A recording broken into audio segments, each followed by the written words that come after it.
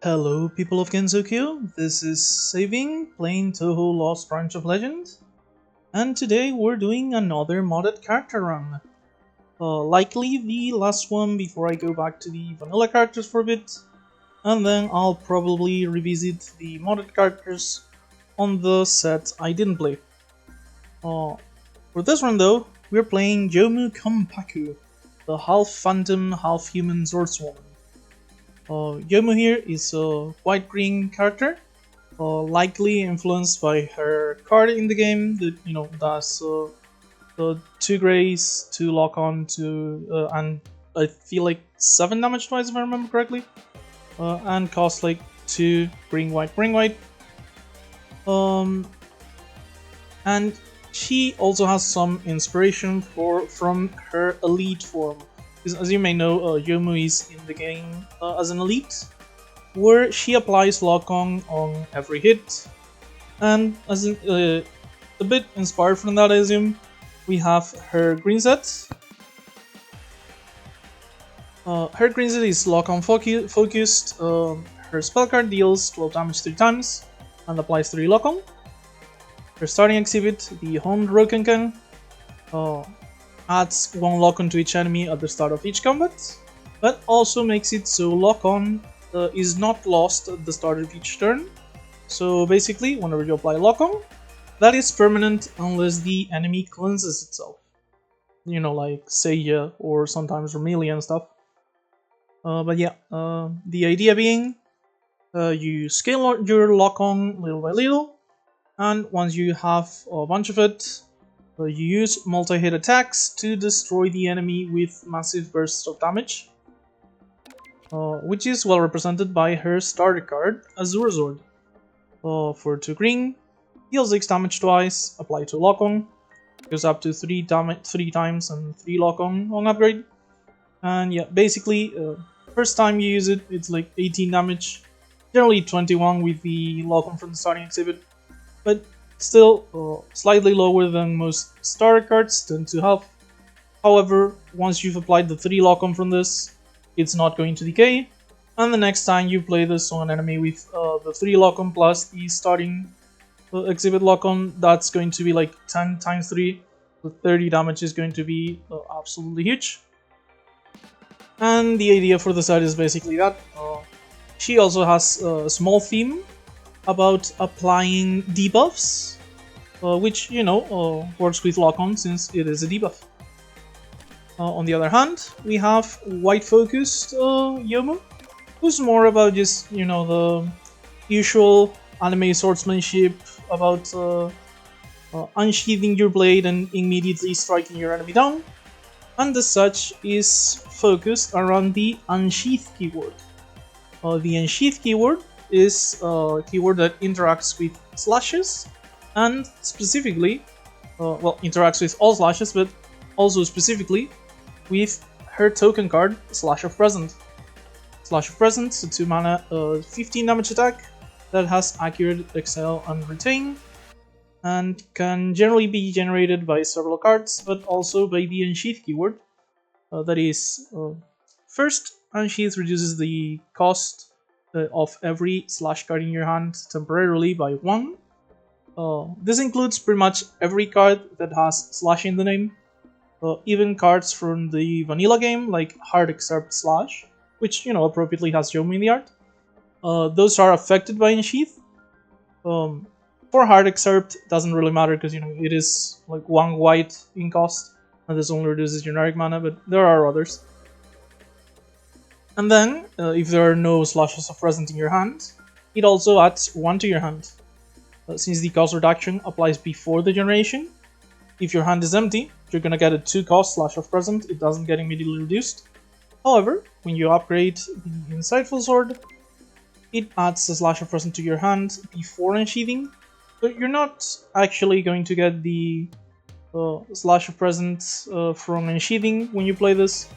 But the one you generate from this is going to immediately get reduced by the unsheath proc. Outside of that, her starting exhibit, the Hakuroken, adds a slash of present to your hand at the start of each combat, and the Turning Angel Cat, her spell card, is 30 damage and adds 2 slashes of present to your hand. And if you have Summon Unsheathing, you can immediately follow up the spell card with Unsheath, so you can use your slashes immediately. The character is basically focused around slash cards and Unsheathing for cost reduction, in order to eventually set up high bursts of damage by playing several slashes of present in the same turn, along with, other slash cards.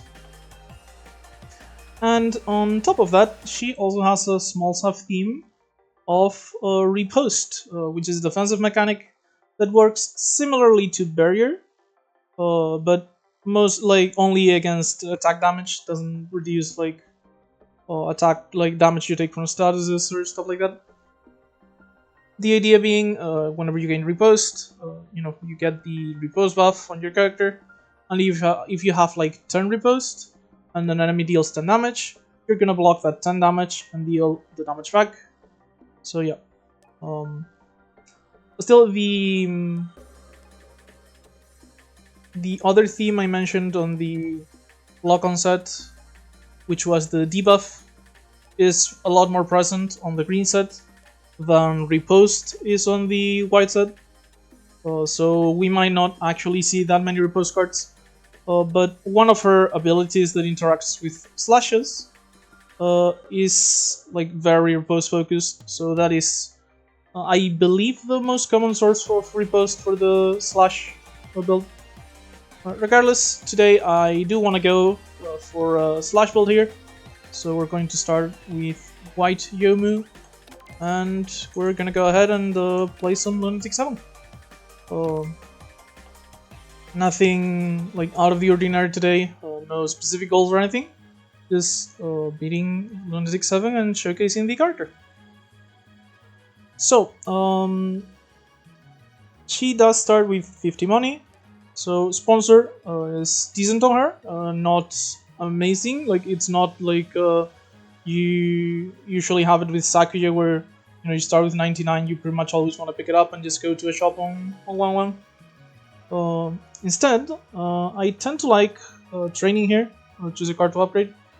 Alter is not bad, however. So there is some synergy between the lock-on and the slash sets, but generally the lock-on set takes much better advantage of slash stuff than slashes take advantage of lock-on, because if you focus on applying lock-on, these slashes are just going to be extra cost-reduced attacks that you can use to get the lock-on. However, if you focus on slashes, it's generally harder to get lock-on going. Plus, without the ring exhibit, lock-on is going to be reduced every turn, so it's a lot harder to reach the quotas for cards that have synergy with lock-on. Because of that, I tend to prefer, transformations or picking uncommon cards and stuff like that when I'm playing green Youmu rather than white. And since the upgrade for Insightful Sword here is, in my opinion, pretty good, partially because, you also start with a slash present in hand on turn 1, so upgrading this means if you get it early on, you're gonna have 2 1-cost slashes, so that's 2 mana 30 damage. After already dealing 16 here. So yeah, I think that's pretty good in the early game, and so I tend to like upgrading with Youmu here. And every time we pick the power pill, it is just way too important not to take, in my opinion. As for the path, I do tend to like going for an elite early on, because the Insightful Sword combined with the 2 extra slashes from the spell card are a lot of burst damage. So if we get either Aja or Ring, we should be able to burst them quite quickly. And if we get the Fairies of Light, it's not too hard to get one of them turn 1 and then just fight normally with the other 2. So yeah, I do want to very likely go to this elite. However, no harm in starting on this path, and if things go wrong we can go to that, but we're very likely to go for the elite here. Okay, so the tokens being accurate is also great against enemies like the pros, honestly. However, for now, I'm just going to full block here. I generally don't feel as pressured to deal damage to the crows on Youmu as I do other characters, because it's very easy to, like use it here. Slash of Present, well, it still has Grace for 15 damage, just finish it off with the Insightful Sword. And on top of that, I can just go ahead and deal even more damage to the top one, despite it already still having Grace. So yeah. The slash build specifically is like extremely potent against grazing enemies in my opinion, because of the slashes, being accurate. And yeah, we can just generate a new slash of present here and ignore the grace to finish off the crow. We didn't need to, because Shoot would have taken the other grace and then our 2-mana attack would have killed it.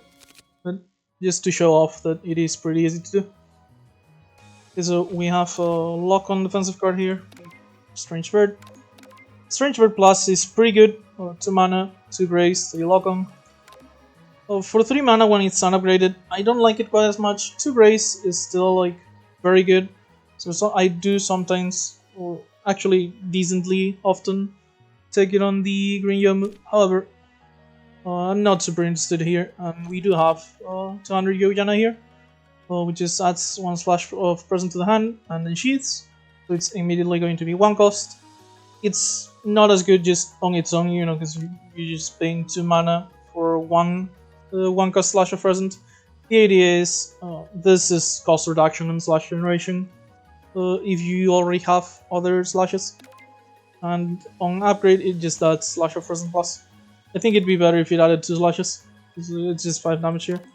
But it's an okay card, and we do want a lot of unsheathing if we can, so I'm going to pick it up. And yeah, we took no damage. I'm definitely going to the elite as far as I can tell. This is an easy exhibit. We don't really need the power, and the exhibit for a very temporary curse generally seems like a very good choice to me.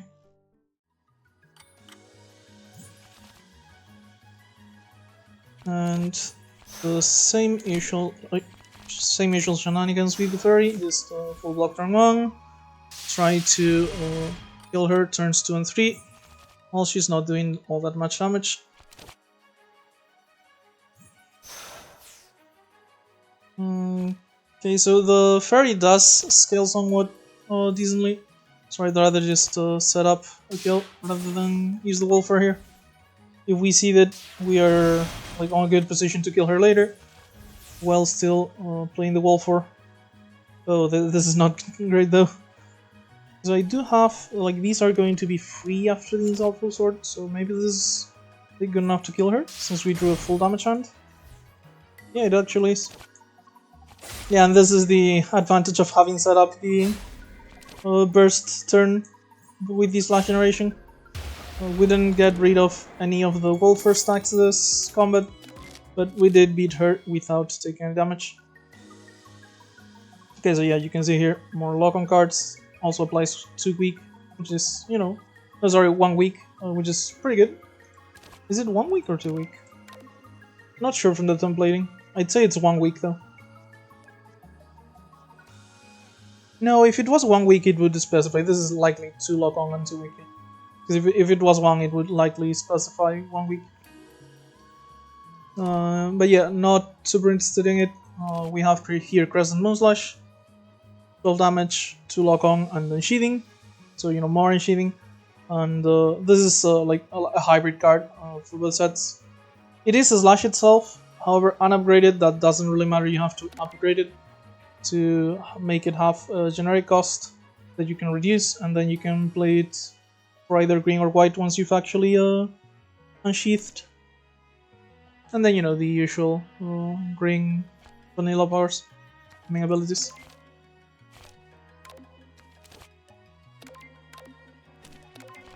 Considering we've already upgraded our starter, and 200 Jana here doesn't really have a great upgrade that we need to prioritize, we could actually upgrade the Crescent Moon here, so I am actually going to pick it up. mostly for the slash and then sheathing part than the lock-on. You know, lock-on could help sometimes for burst damage. It's not priority though. So okay, we really would like to kill Star turn 1 here, so let's just see if this is possible. I might honestly just take the 14 Sunny damage here, if I think that gets me a clean kill on Star without issues. And yeah, I feel like this does it. I need... Yeah, if I were to just play attacks, it would be like slash into 2-man attack. So I'm 100% doing this. Am I blocking is the question, or just finishing off Star here?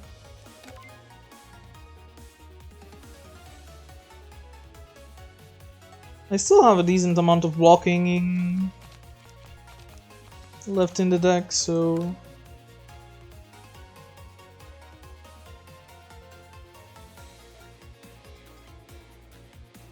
Oh, but if I don't kill her now, next turn Luna, it's gonna take 3 slashes instead. Yeah, okay, I'm just taking the 14, whatever.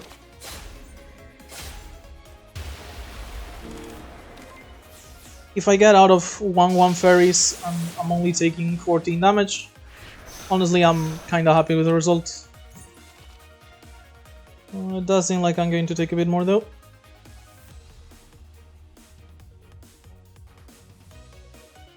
Actually, maybe I won't. Because I can deal... I can actually deal 61 damage for 5 mana. I already have 2 reduced slashes, which is 30 damage for 2. That takes care of the Grace. This is 16 thanks to the upgrade. And also thanks to the upgrade, the Slash of Present is only 1 cost. So we just insta-killed Luna with no damage taken here. That was great. We are going to take like 4 here, whatever. And I could shoot and then Crescent Moon, but let's just start getting rid of the Wolfer. At this point, Sunny is not exactly a huge threat, so no need to rush on taking her down. That is most of my defense though. Still have defensive stance, thankfully. Still taking 3 here, but you know, not a huge amount.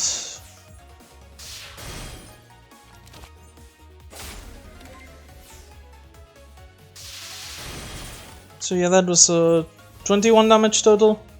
Not ideal, but still not bad either. I didn't even need to block, forgot. Yeah, this is obviously lethal. Didn't need to block there. This soy sauce bottle, whenever we go to a shop, 10 life and 20p. So that is probably incentive to go to a shop on the last part of this. Blood cutting, 4 life, upgrade a card in hand until end of combat. And if we upgrade it, it upgrades all cards in the hand until end of combat, and it exiles. This is sustain, like 4 life is not a joke. Also, if we have like slashes in hand, that is 5 extra damage per slash. Which is relevant mostly because, you know, we do retain those. Wouldn't be just the cards we draw. Mounting Echo. Not super interested in echoing any of my cards. Insightful Sword, I can't pay white twice. And 200 would be like 2 slashes. 1 is 1 cost, 1 is 2 cost, like 1 is 0 cost. But it's probably only good if I already have slashes anyway. Spring Wind, you know, if upgrade is like generic 1 mana draw, which is good. But 2 mana draw 2, even with the lock-on, it's not great for our set. Yeah, the lock-on stuff is a lot harder to make use of in this set, because, you know, the enemy actually loses lock-on every turn. So yeah. Let's go ahead and pick up Bullet Cutting here. And this will probably be our first upgrade. I know we did pick the Moonslash with the hope of upgrading it, but hey, maybe the Bullet Cutting will be the thing that upgrades the Moonslash. Now, okay, so the only enemy I tend to be a bit scared of with white Youmu is generally Sakia here, because we do play quite a few cards with the slash generation and the slashes themselves. However, I generally don't mind either of the three. Marisa's Grace is very rarely an issue because of our accurate attacks. We have quite a bit of damage, so Cherno doesn't have time to scale quite as quickly very often. And finally, well, we don't have AoE, but you know, we can generally raise Reimu without too many issues. She would be the most dangerous of these three, though, likely. But I feel like the addition, like the extra 30p, would just help us get an easy elite on one of these. So yeah. And we do get Reimu, which is slightly unfortunate, but not a huge deal. And since I do want to go to a shop, but I don't have that much money, I'm just gonna go for this path. And if I think I can go to the shop and actually make use of it, I'll go. Otherwise, I'll probably just visit the cup here and upgrade the spirit card we have. Oh, this is definitely like a good reason to go to the shop.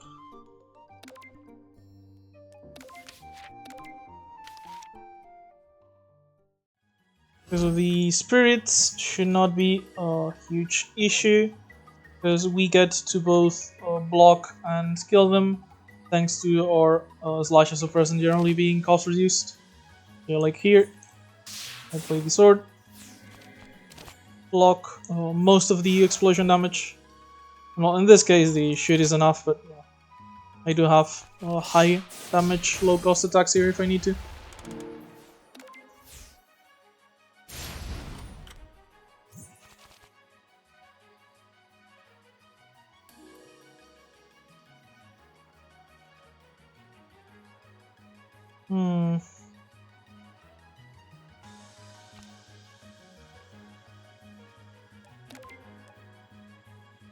I feel like this is just a full defense turn here. Sadly, can't use either of these without taking a decent chunk of damage. I'd rather just go to only 2 taken. Eventually they'll try to debuff and stuff again, so yeah, like here. So we just got to upgrade. Okay, so 13 reduced by 30%. It should be either 9 or 10 when upgraded. And that means we can use the Crystal Slash as well. So let's go and upgrade this. Yeah, we only take 1. And I don't want to explode the spirit right now, because we will be taking, like, if we don't scale it, we're not taking extra damage. And the Sigro should try and buff herself next turn, which means we're gonna be able to slash here for a free kill. Yep. We just double block with the boundary. Slash of present. Take no damage from the explosion. And you know, Iron Slash should leaves her at 15 because she still had 1 lock on, and next turn the Slash of present just kills her. So there we go. Didn't take too much damage. We are only 3 away from a spell card, which is a shame. But we do have quite a bit of money. So I'm very likely to just go to the shop and get the power I'm missing from the soy sauce bottle. So, Scarred Flowers is a block card for lock on. Not really something we're looking for. Reflections last year, however, is something we're looking for. 2 mana attack, even unupgraded, we can reduce it once because it is a slash. So 12 damage, and if an enemy intends to attack, it riposte. So that is pretty good, and we're not interested in the Wandering Heaven because we're already going to be upgrading the Bullet Cutting Spirit most likely. And this is already going to give us quite a few upgrades. So yeah, plus it does look like we're going to go for a rather aggressive build with the slash here. letting us go on the offensive without taking all that much damage. Yeah, let's go to the shop, heal up, gain the power. Karmic Punishment is pretty good in my opinion. Don't really see anything else I'm super interested in. Lightsaber would have been very good on Green Youmu. Because the issue with Karmic Punishment here, well, for reference, the 3 lock-on, we gain the lock-on. So the idea is this is a card that both generates mana and draws your cards, and has a punishment by self-locking on. When upgraded, costs 1 less, draws 1 more card. Well, even then, it's honestly a great card on either set. Should be obvious why, but you know, if you use this, get a ton of cards and energy, and you kill the enemy, the lock on you just gained doesn't really matter. But yeah, this would take all of our money, and I do want to upgrade our cards. So I'm thinking I'll probably just, you know, pick up canned food in case we need some healing later. And that will probably help us go triple elite. And just upgrade the card I mentioned earlier. Between this and the Bullet Guiding Spirit, we should really just have no issues with sustaining ourselves in combat. So yeah. Also, if I could upgrade and buy the bottle, I'd probably do that instead, but you know, canned food here should help quite a bit to just sustain ourselves. I'd pick up the flashlight, except we only have like 1 debuff here with the Presence Moonslash to actually remove Reimu's amulet. So since it's gonna be hard to remove it, I'm not gonna bother trying to make the weakness come into play. Okay, so yeah, this is going to be a bit wasted, but immediately after I can just upgrade all my cards, and I'm gonna have 2 upgraded defense cards in my deck, plus, you know, the slashes for 40 burst damage. And I could use them now and just go through the grace. But if they're gonna go through the grace anyway, I'd rather do it on a turn where I can just, you know, unsheath them to 0 cost, use them to remove grace, stuff like that. So, how do I not take a ton of damage here while still doing Wolfer? I don't think I can, honestly.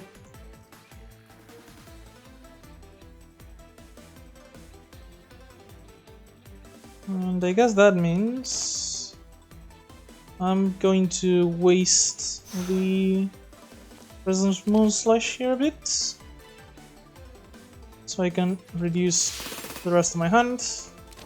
And now I will do the Slash Suppressant and Reflection Slash here, because Aya's attacking us. He's going to make us take 8 less damage and deal 8 more to her. Yeah, this is the riposte, by the way.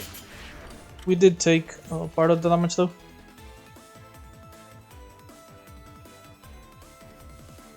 Okay, so let's heal up and generate some slashes. She's... Do I just save this for the grace? Probably, yeah. It's one of my best ways to remove grace and not just get through it.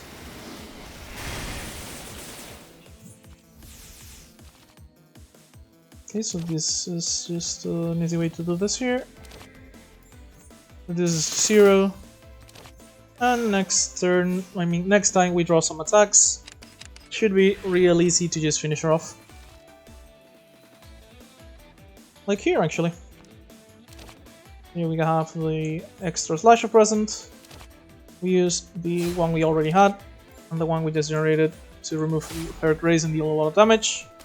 And finish her off with the newspaper for comedic effect. So perfect!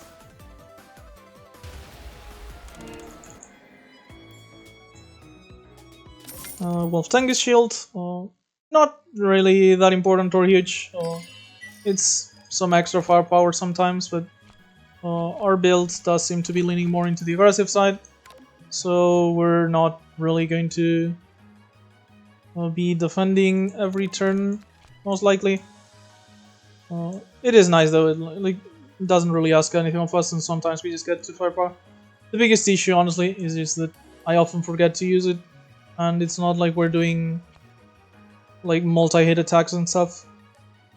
It's mostly gonna be useful when we play a ton of slashes in one turn.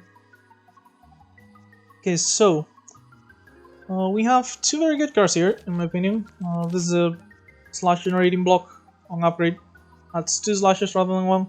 So this is one of our better ways to generate slashes in order to later unsheath and just brutalize enemies. On the other hand, however, we have Slash of Departure here, which obviously it is a slash, so it gets reduced, but also increases damage for its exiled card, which would include the slash cards from the tokens, like the Slashes of Present. So yeah, I do like them both, but I feel like I'm going to go ahead and pick up the Slash of Departure, mostly because it is uncommon, so we're less likely to find this than we are the Heavenly Halo, but also because, you know, it does synergize well with our unsheathing, and we already have a bunch. So yeah, let's go ahead. Plus, you know, it is a great build-around card if we manage to just keep getting more unsheathing and slashes.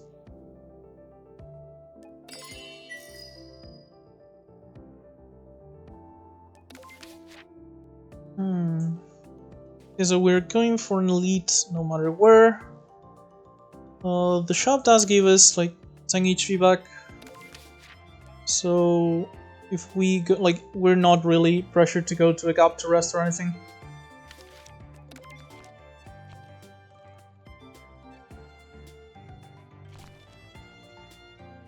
Honestly, maybe we don't find all that much in the shop, but I'm not at a huge time pressure to upgrade my cards. Like the only one that really requires an upgrade is this one. So I'll likely go to a shop to remove and maybe buy like 1 card, and then we can just upgrade that on the gap before remove. Yeah, let's go ahead and go for a shop. And if we're going to the shop, I would rather have the event before the combat than after, because I don't really have that much appreciation for any of my exhibits. So let's get a random one here, and Spacesuit is probably better than any of these. So yeah, let's get rid of the Tengu Shield. Honestly, I wouldn't take a Jealous for a Tengu Shield, so...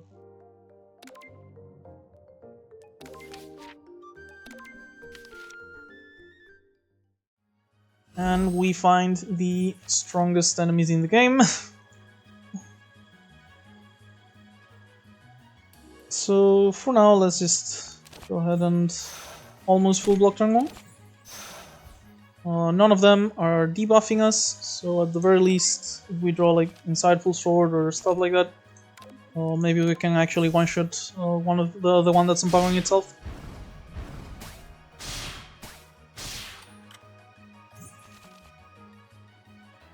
Didn't get it, sadly.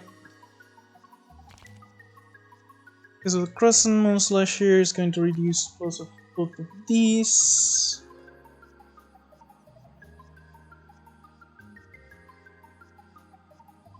Okay, so I can basically block for 18 here and probably kill this Kadama. Okay, let's go ahead and Black one tends to be the most dangerous, so let's start with him. Oh wait. This is gonna be 26 damage. It can actually kill the black one. Yeah, never mind. This is it for sure. The reduction. Let's this find a kill here. And since it was attacking us, we're gonna gain riposte. And we're only taking 9 here, which, considering the encounter, is honestly pretty good. Oh Christ.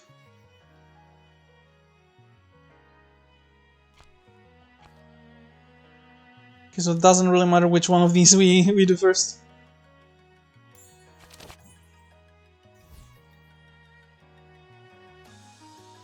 Okay, so I can either do Slash of Departure into Slash of Present, or Spirit into both Upgraded Slashes and Upgraded Boundary.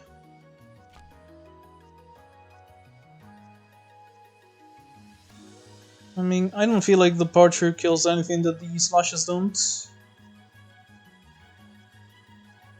So let's just upgrade, yeah.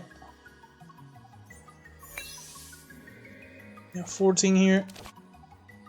Kinda like planned. And just really need to get rid of the Black Adam already.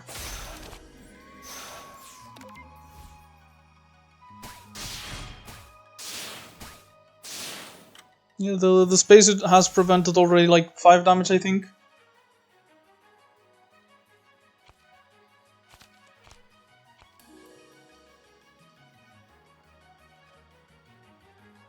So I'll be able to play 1 free Slash of Present. So let's go ahead and just kill the Black Adam here. Because yeah, these don't kill any of my enemies. So I'd rather just spend the Slash on killing this and be able to block 5, then save the Slash and shoot the Black Adam. And now that it's only 2 normal Kadamas, we should be able to finish this without too many issues. But that was certainly a rough combat.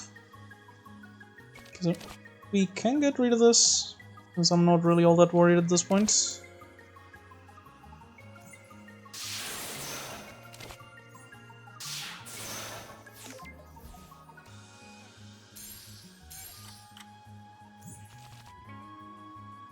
And yeah, we get to just double attack here, slash the bottom one. Still took way more damage than I wanted though. But then again, the damage I want to take is always 0, isn't it? So, second slash definitely seems like too much. Yeah, this is basically like we're very rarely gonna use this one in the first place. The ADA is basically it finishes off fights, so I definitely don't want a second one. Not interested in Super Speed Flyer. Probably not in Zordora either. If we had like free Unsheath cards, like there's a bunch of cards that actually Unsheath for free. Because their effects are mostly focused on sheathing without any card generation or anything. So if we had a couple of those, maybe I'd take the Sword Aura. But as for now, I don't think I want any of these. Plus the Insulins Ball makes skipping a bit more attractive. So, that's a shame. This is actually a great card, but yeah, this is the vanilla card. If you notice, this is actually a multicolor neutral. It's not actually the Youmu card. So the only unsheathed card here is the Insightful Sword. So I'm just gonna go ahead and remove one of our basic attacks, because we already added a bunch of new attacks. The slashes are common, right? Yeah, we do have, like, you know, quite a few common cards. Maybe the instant body could be worth it. Don't really need this, I think. So we still have 1 canned food, so maybe the clean energy just for some free block could help us out here. Pretty sure it's either clean energy or just taking the ballistic shield now, so we can fight the elite and Reimu without that many issues.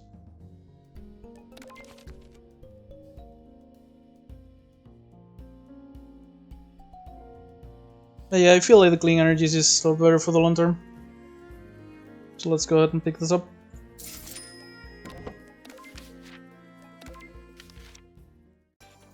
And for the short term, we do already have the canned food. Okay, so we are basically almost at full spell card, so I'm just gonna go ahead and rip it on ring here.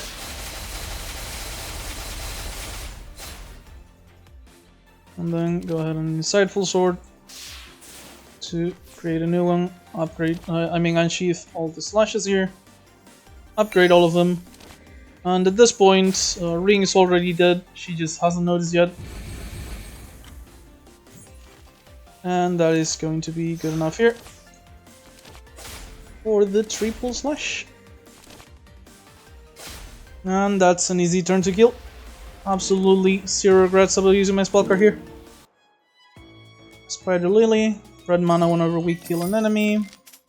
It's actually going to be very good against Remu. Yeah.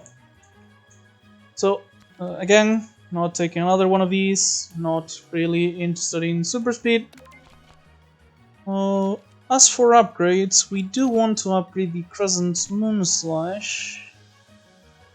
But maybe it's not super urgent, because I do want to pick up this quick draw and upgrade it, honestly. Basically, 1 mana, draw a card and unsheath. Except when upgraded, it's actually a 0 mana. So a 0 mana cantrip that unsheaths. As I mentioned, you know, the free unsheath cards include this one. Although it's far from the only one.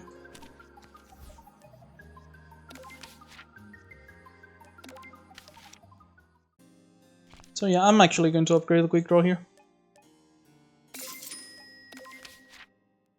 And let's get Remu.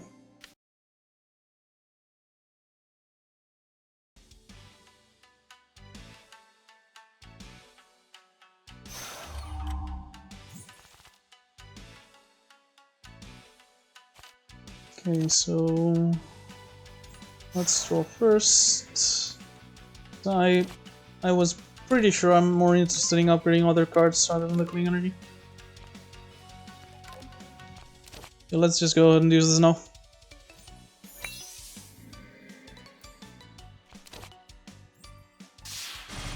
Do I save this lash or just shoot now? I'm probably gonna play it for free later, so it's whatever.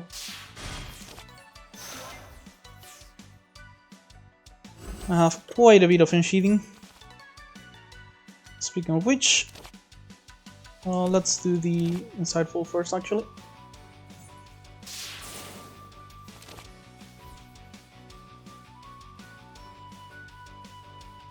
Gonna be taking 19 damage here. Less because of the spacesuit, but still. Okay, so our slashes are already at 0 cost. So before we unsheath, it's better to actually just go ahead and use them.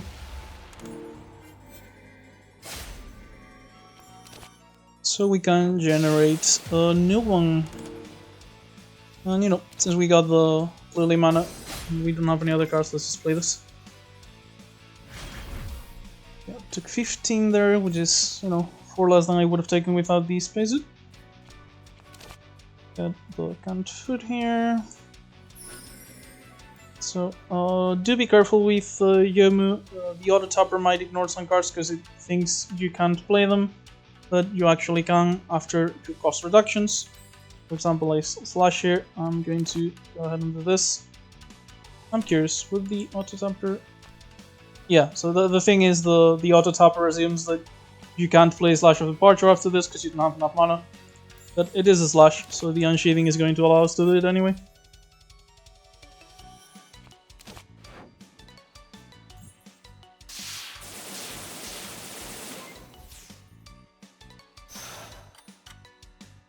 So homing amulets is going to make us weak.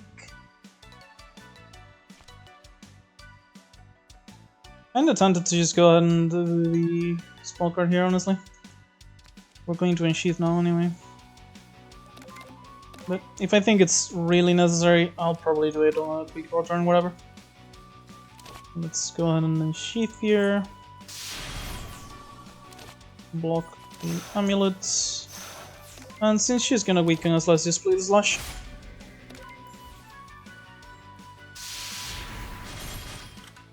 The suppression bear, which is the multi-attack, not gonna have to worry about us not being able to attack here.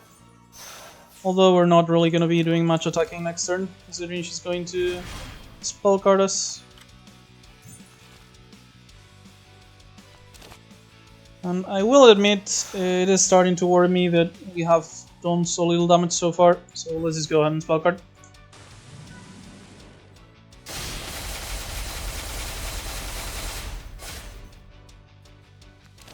Into a quick draw. Reflection slash here is probably good for both offense and defense. And now the question is, do I want to slash of departure?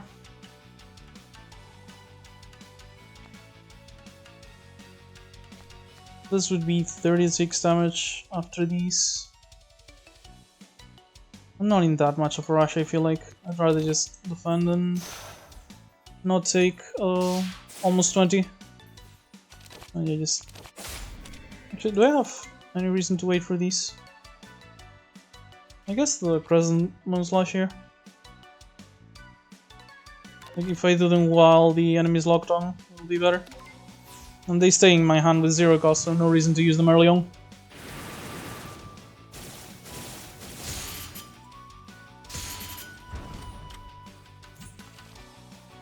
Speaking of which... Oh, actually... Yeah, I could actually generate a new one here. And I don't need to defend. That's a shame. But this is actually the better play. Because now I get to generate a new one. And deal 17. And 17 is definitely a lot more than I would have gotten by just playing 3 slashes with 2 extra lock on. Because that would only be like 6. Okay, so absolutely going for the orbs first, since they are gonna give me mana when I kill them.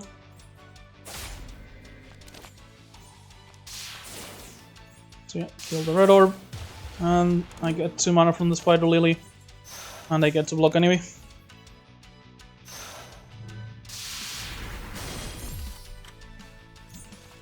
Okay, so Gene Gem Barrier here is going to stop me from attacking next turn. Which, as you can see, is going to be quite fucked. Please, not the status. Okay, that's good. That's a good thing. So, yeah, I guess I'm just playing the slash and blocking with the rest of my cards. Yep.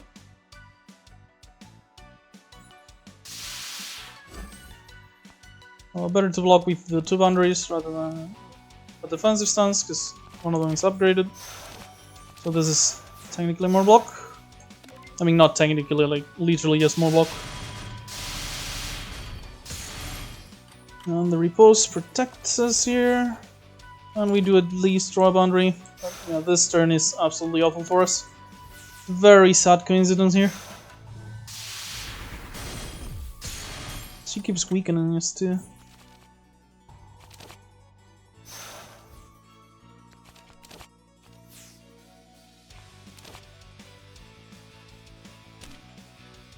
Yeah, this is fine.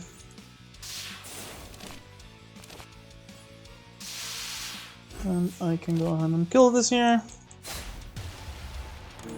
Get the mana, and fully blocking here lets me keep my repost for her spell card next turn. And she seals us again too. God fucking damn it. Really like sealing us apparently. Yeah, and thank fuck for the repost, because otherwise I would be dead right now. Really need to have her have the summon turn after this, and have me get a lot of burst damage, which I will. Yeah, I keep it to white, get lock on, slash of presence, slash of departure, and making honor to its name, because we are departing from Act 1. That's great. So, first things first, this is bullshit. So we got the color we didn't want from Reimu, the other base color for us, and the oil painting, which is probably the worst mana exhibit in the game.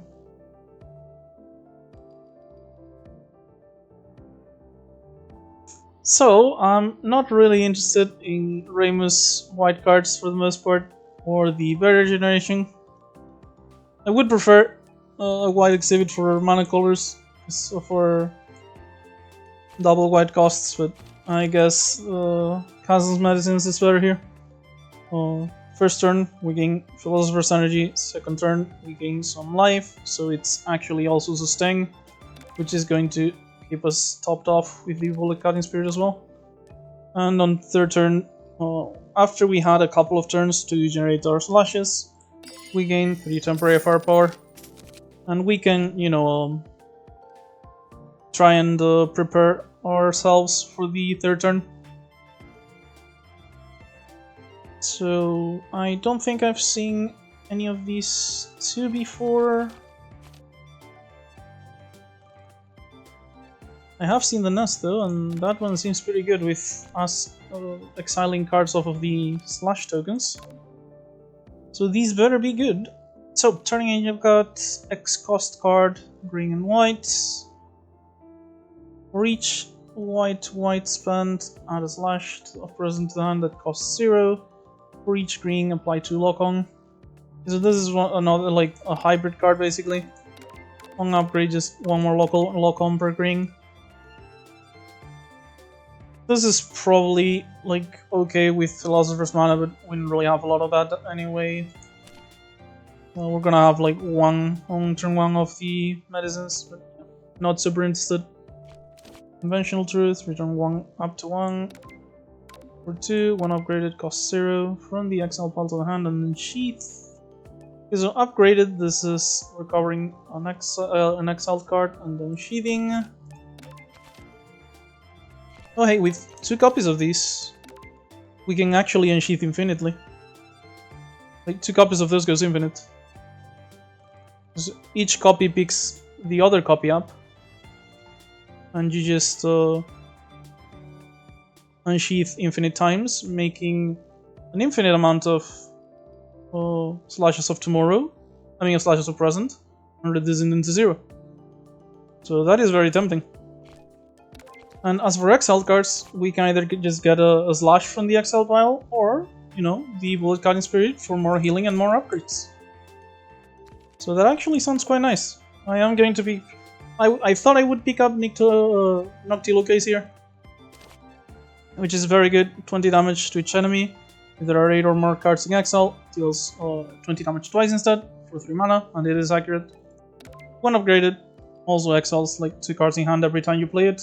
So the idea is, once this is upgraded, not only does it enable itself, but also you get to slowly remove all the cards you don't want from your hand, until you're basically just playing this every turn. But yeah, I'm going to be picking up Conventional Truth here, and maybe we'll be able to get an infinite. As for this though, not feeling quite as strong as I hoped at this point of the game. So I don't know if I'll be doing a 1-1 elite. My thinking here is probably like start off on this combat and then go either to the gap if the combat goes badly, or the shop if the combat goes well, because we will have 2 more combats before the shop, and we have the high-tech glasses too for extra money. So yeah, let's start off here and see how it goes.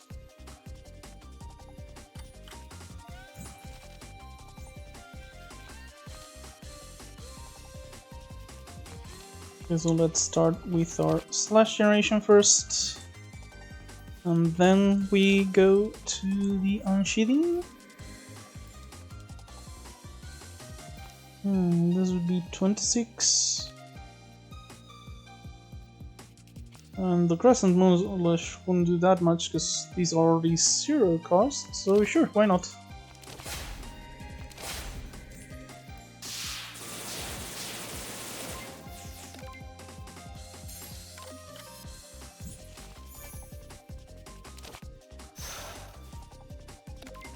So we could get like a 1-mana slash of present basically. I'll probably just let this go. Oh, well. Actually, no, the unsheathing is actually worth it here. Okay, let's get slash of present. Reflection slash is cost reduced now.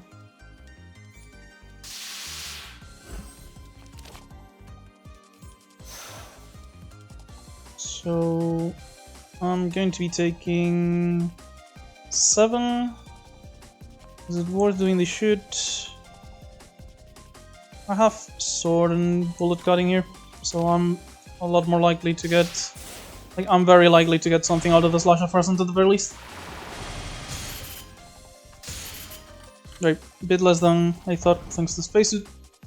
Oh, and we have the temporary firepower too. So yeah, this is most likely a kill, I'd assume. Absolutely. Way over, in fact. We still had like 0 mana 23 here. So that wasn't so bad. Do we take another 200 Yojana? I'm not desperate for it, honestly. It is both unsheathing and slash generation.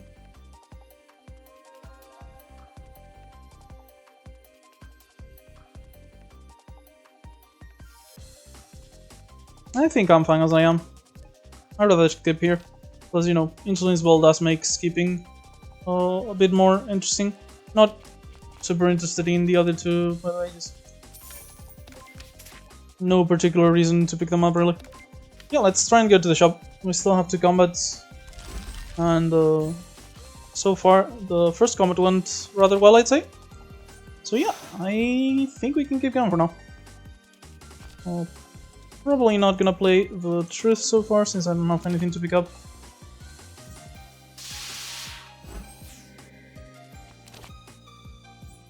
And I don't intend on doing it just for the unsheathing.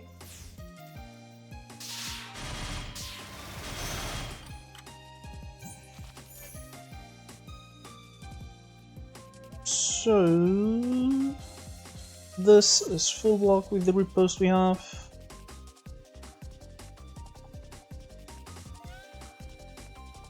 So yeah, let's just go for this. And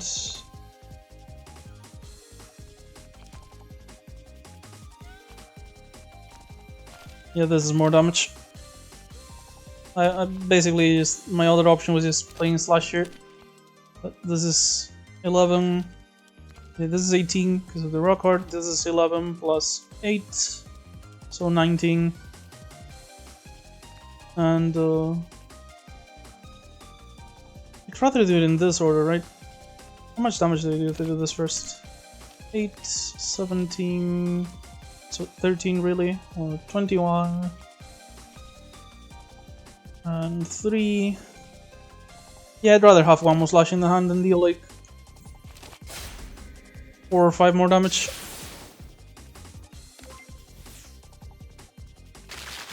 Definitely better for our next turn at the very least.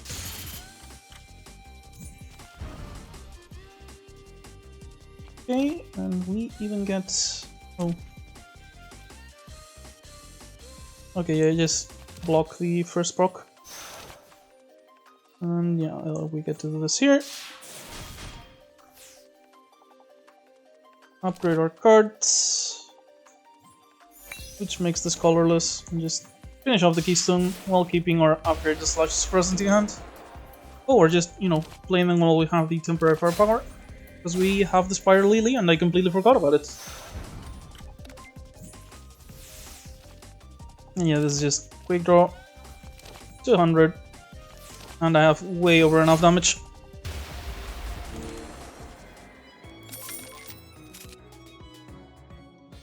Another quick draw, really interested in it, except it is not upgraded. I will admit I tend to pick up pretty much every quick draw I see on Youmu when I'm playing White Youmu. Some of my runs end up with like 4 or 5 of them. It does become a slight problem when I get to Sage. sometimes, but the card is really, really good.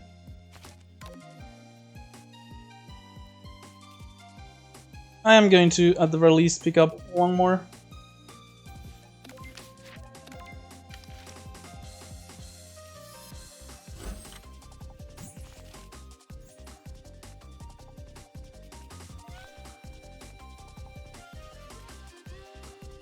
Okay, so this is stun block. Can I kill the Purifier? I'm going to unsheath twice. This is 28. Yeah, I can kill the Purifier.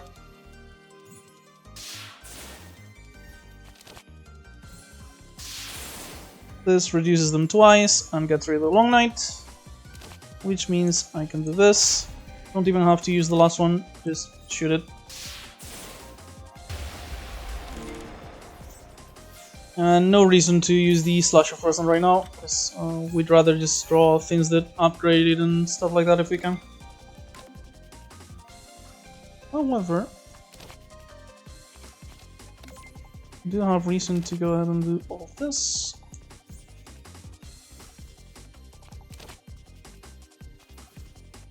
And that is sadly slightly short on damage. So let's just block for 10 here. Take 10 thanks to the spacesuit. And at the very least we can heal 4 off of this.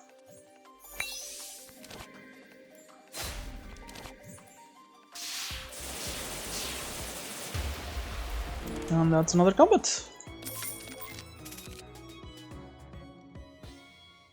We ended up not upgrading our Crescent Moon Slash, and we're likely to have Conventional Truth or Quick Draw be our next upgrades. So I don't think I'm picking up a second one, even though the card isn't bad. And I'm not interested in these two at all, so that's just a skip for now. 146 for a shop, not too bad. Plus, as usual, the soy sauce is helping us out whenever we come to a shop. Okay, so sadly I can already tell you there's not enough money in my pocket for everything I want here.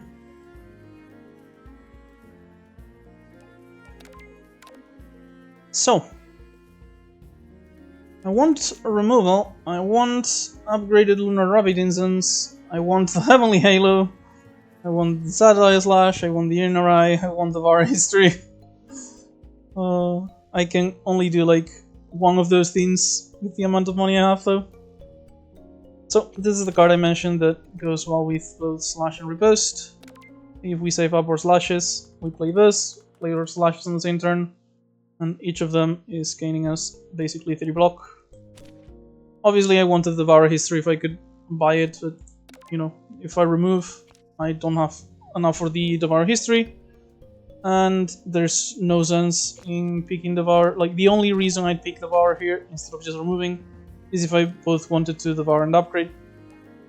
But if I value upgrades enough to do that, I'd rather just pick up Instance and upgrade it. So yeah, I'm kinda very splitting here. I'm considering just, you know, removal plus picking up Heavenly Halo. But Inner Eye and upgrading is also not too bad.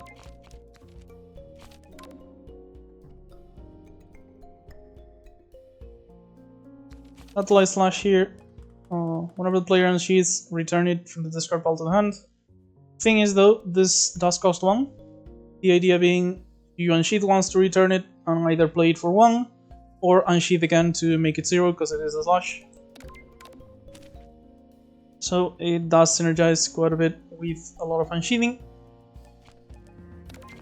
Does work well with our quick draws, that's for sure.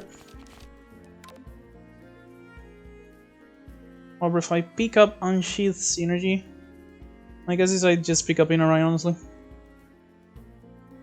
Inner Eye and upgrade one of our cards.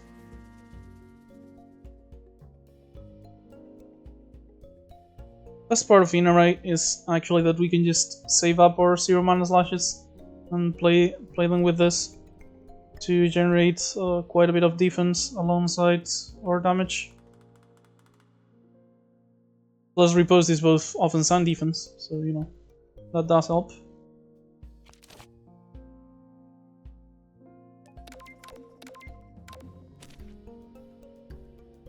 Yeah, I'm picking up Inari here. I'm upgrading... it's one of these three. Not sure which though. Conventional Truth can probably wait until we have the other copy, because the biggest reason we might want to upgrade it is the infinite. So, Big Draw or Inari. And honestly, I think Inari is more important here. We already have slashes and unsheathing, so the quick draw upgrade is not quite as important as this one. Let's see what Reno Suka wants to buy. Space it or Inchling's bow. We've already taken some advantage of the bow. We could sell it. However, my deck's pretty small and I want to keep it that way, so I'm not going to be adding a ton of cards. Which means the skip is very valuable. Obviously, I don't want to sell the spacesuit. It's already saved me a ton of life, and I hope it does more. It is a lot of money, though. But yeah, I kind of want to go to a gap on this one, so I can get a cheap upgrade rather than a shop. So I think I'm just not going to pick up the money here. Swap the glasses for the Nintendo. And just go to gap plus elite here. Kinda wanted to go like double combat gap, but you know, I do feel strong enough for the elite, so I'm going to take the event here. Okay, the bats should be rather weak against the slashes.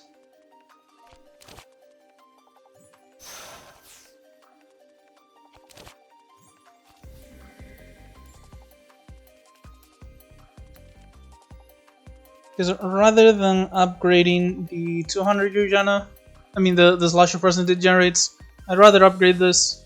Because if I ever play it again, the other slashes will also come upgraded. So it's better to upgrade the base card than the other one. Well, let's go with Yujana here. We'll unsheath once more with Big Draw. And we get to block for 13. Which is going to be enough to take no damage, because these slashes are absolutely killing about here. Kind of forgot about the boundary, so even better. I mean, not the boundary, the spider lily, to play the boundary. He's only getting attacked once here. Slash doesn't kill. We can just set up Inari and block, I guess.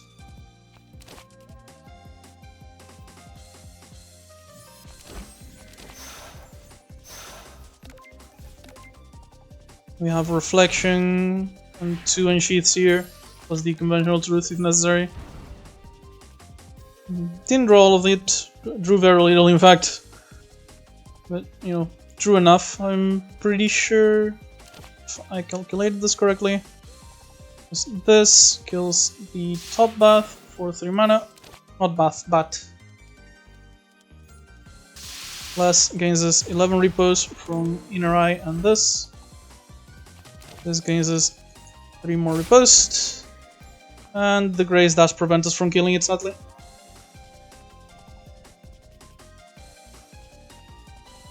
Not sure if it will die to the riposte or first, or heal with the 1 damage first.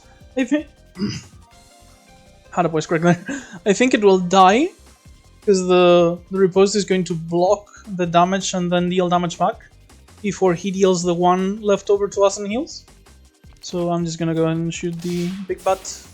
The Bat Lord, Dracula. Yeah. Oh, and we have the space, so we're actually already taking 0 damage. That doesn't answer my question though, which is a shame. So, energy. What can we get from here? Either upgraded slashes or the bullet cutting. Let's go ahead and get bullet cutting actually. heals us up, upgrades our cards, which I believe let's do this without taking damage. This is 20, and this is repost plus cost reduction and repost, and yeah, we take no damage here.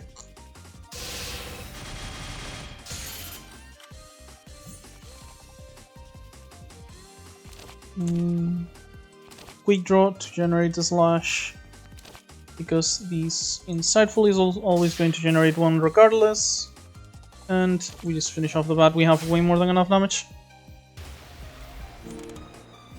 and yeah, that was a pretty easy combat. We actually healed because didn't really like getting another Crescent Moon Slash. However, this one comes pre-upgraded, so I think this is actually worth picking up.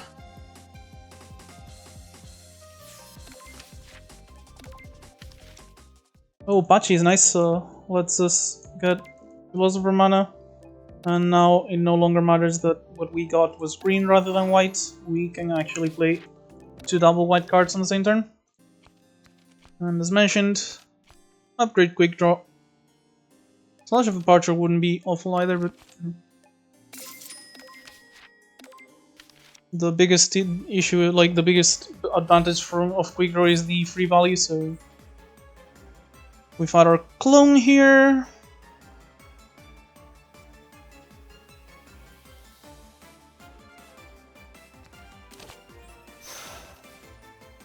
So I do want to play Inner Eye here.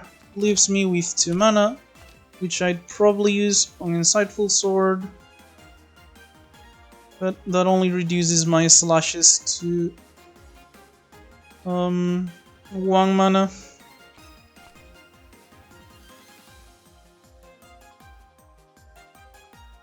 So maybe I just do Inner Eye into Crescent Moon Slash, and at the very least get some repost. I feel like I have to Inner Eye no matter what. This is way too valuable not to. The fight is going to last a while. Yeah, Inner Eye is happening. Question now is basically like, do I do the stronger play but take 3 more damage, or do I just Crescent Moon Slash and have 1 less slash of present? I think if I'm gonna generate repost of the extra slash of present anyway, I'd rather just do that and generate it later than now. Not because I'd prefer to generate it later, but rather because I'm not in a rush to generate it at all. This is, let's see, upgrade our hand line. 200 makes our hand better here with the cost reduction, including the Crescent Moon Slash.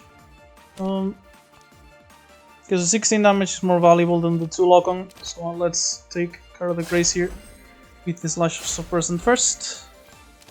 And now we can Crescent Moon Slash, Slash of Present, 12 repost, 13 block, 25, which is plenty to block her attacks. Or apparently I miscounted by 1. Okay, so let's Sheath first to generate a free slash.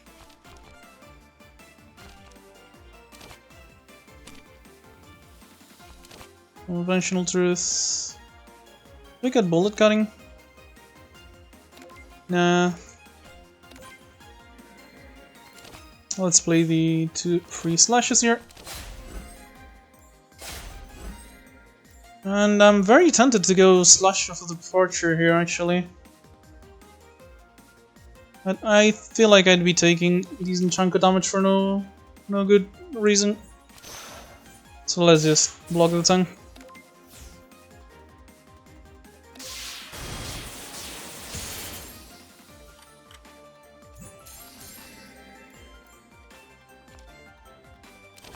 There's a Reflection Slash here. Deals 12. This is 11 repost. Because if I do this, I have 26. Thanks to the block on the repost. Which means I fully block 1, take 4, which is reduced to 3 on another, 15, which is reduced to 14 on another, so I take 17. So the question is, do I trade my spell card for 17 HP? And considering killing Youmu is going to give me another spell card, I believe I do. Clearly, what I'm doing here is actually just defeating Mamizo, who is transformed into me. This is definitely not Youmu, and nothing you saw here is weird at all. This is a perfectly normal occurrence. So, counter signaling, gain 6 block, gain 6 riposte. Every time you play it, growth, you gain 1 more block on riposte. With a small deck, this is actually a powerful effect. And 2 mana, this is basically like block 12, and the riposte stays. On the other hand, we have another upgraded Crescent Moon Slash here. We could just skip, we didn't want any of these. Honestly, we've been getting like a decent chunk of riposte, maybe it's worth just leaning into it. And getting the counter signaling here. Plus our deck is like not small, but not huge either. And several of our cards are basically cantrips, with a couple of them also extending themselves. So yeah, I feel like I could pick up counter signaling here, go to a couple more shops to remove a couple extra cards, and have a very powerful deck. Yeah, let's pick up counter signaling. And as for the rare here, I mean, upgraded Noctilucase lets us excel the basics. And we are not really into much of what these two do anyway, so Noctilucase next to this. Yep. Because the Lunar Veil is definitely insane, but you know, Block Toys is also not a joke at all. Having said that though, we did just say we want to keep our deck smaller if we can, so I think I'd rather just take the Lunar Veil here. Rather than something that gives me more card options, because I'm not gonna add a ton of extra cards. Okay, so this is going to be the path, and then I can decide if I go to a shop or not.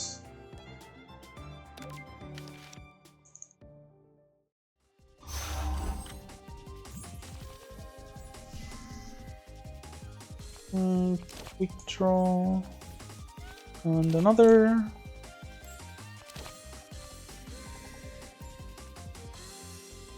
Okay, so counter signal, and just deal as much damage to the spirit as I can, so I don't have to worry about it next turn, and defend myself. No reason to use the Slash of Present right now. I can wait until next turn.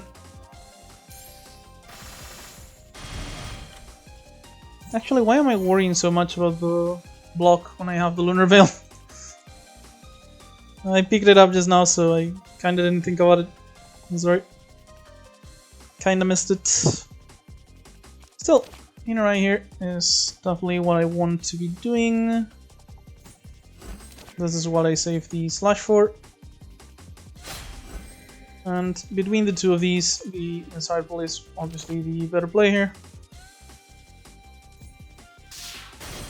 And with the 1 mana Slash Present, we get rid of the Spirit of Wealth, getting enough riposte to fully block the Drown Girl. Although, obviously, we are going to be taking damage from the drowning, because as I mentioned, this is only for attack damage. Only took 6 though, thanks to the Spider Lily giving us mana for Boundary, and the Spacesuit protecting us from one of the damage. Some bullet cutting. And I'm definitely playing Crescent Moon, right? Yeah. Yeah, I'm playing Crescent Moon for sure. And just blocking, I guess. This is a lot of damage otherwise. Even then, I'm still taking a lot. Most of my blocks gone to the drowning. Repose here protects me a bit, but gotta end this rather quickly if I can. That's for sure. Oh, bullet cutting would actually be rather nice here. I think, yeah. Go ahead and pick up bullet cutting. The unsheath reduces crescent moon, so I can also play that. Reduces this to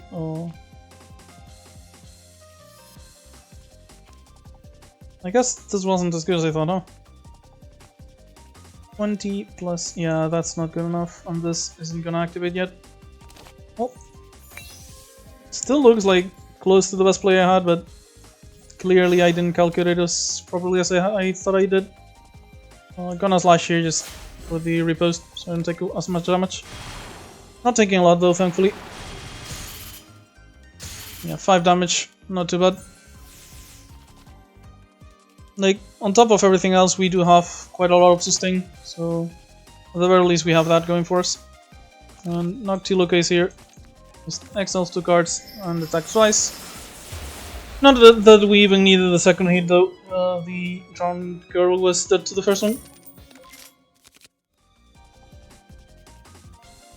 Okay, so unupgraded, I'm not picking up another quick draw. And even upgraded, I don't think I pick up another Crescent Moon Slash. I'd like some actual card draw, honestly. Like actual card advantage rather than just cards that draw one other card.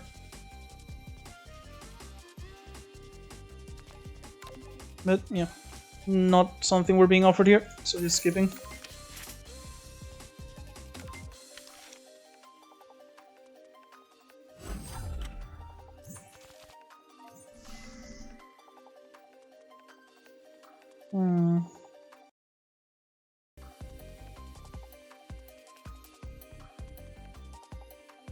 Okay, so let's start with quick draw here.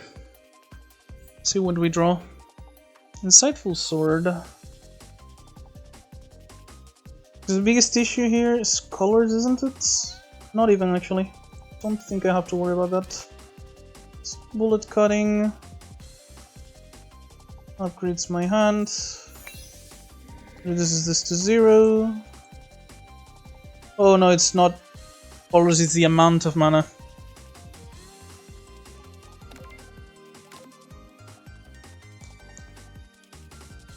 I have the Flawless. I kind of forgot about that, but I do have Flawless at least. So yeah, I believe this is just going to be Inner Eye into a Slash. And just pick the Slash back up. And go next turn. Oh, and there's also the interaction between Flawless and Space. I kind of forgot about that, but that does basically mean we take no damage while Flawless.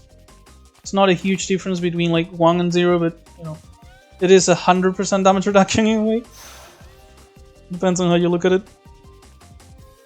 So if I do Crescent Moon Slash first, I don't get to kill, but I get to do both blocks.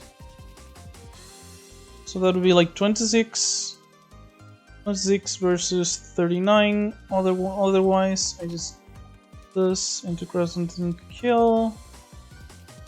It's slightly better to just kill here, yeah.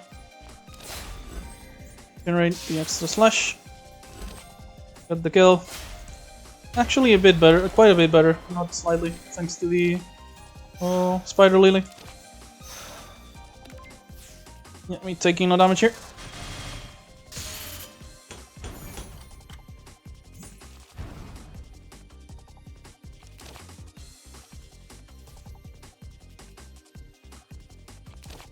$100.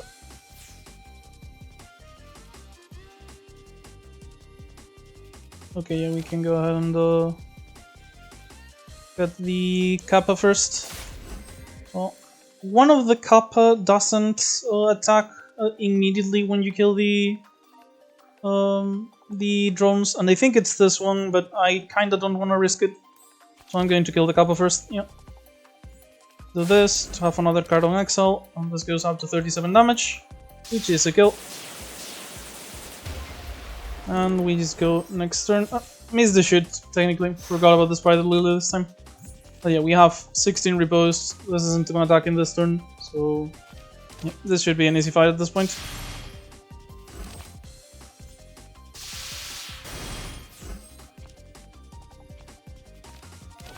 Now let's just get even more robust, so we can't possibly lose HP here. And just finish this off now. There we go.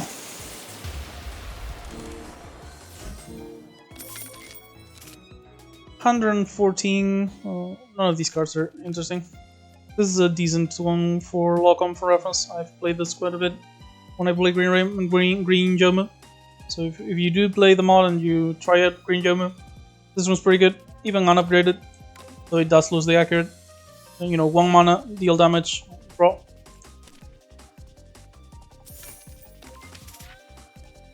And with 100 money, I do have money for the removal if I want, but that's basically about it, huh? I don't have money for anything else. So I kind of feel like I want to upgrade Noctiluca case. Like, give us a bit of help with exiling these when I have the card. So let's just go to the gap, get a cheaper upgrade than we would at the shop, and we'll save our money to go to the Act 3 shops, I guess. And ideally we'll be able to go to all 3 of them, and just, you know, get rid of the worst cards here. But yeah, for now, Noctiluca upgrade, and we go for the elite. Hat and a Kokoro should be relatively simple, plus Noctiluca is great AoE for the masks, so that should also help quite a bit. Okay, so let's upgrade before doing the 200 Yojana for the reasons I've mentioned before.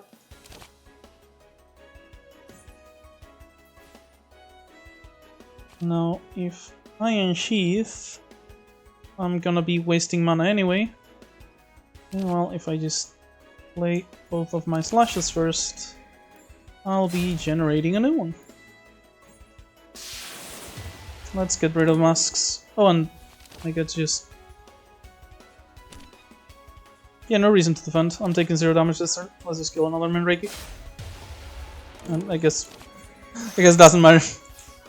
The Spider Lily giving us a ton of mana. Didn't even need the AoE in the end.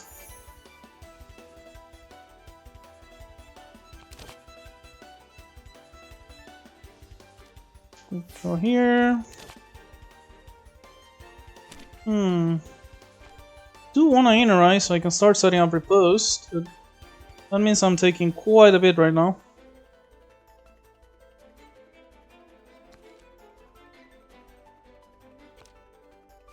This would be like 6 Riposte, I'd still be taking like 14 damage. If I just defend, like defensive, counter signaling, and crescent, this is 22 block, so I'd be taking almost no damage here. Yeah, this is a shame, considering I really wanted to set up in array, but I believe this is the best play I have right now. Wait, yeah, this is it.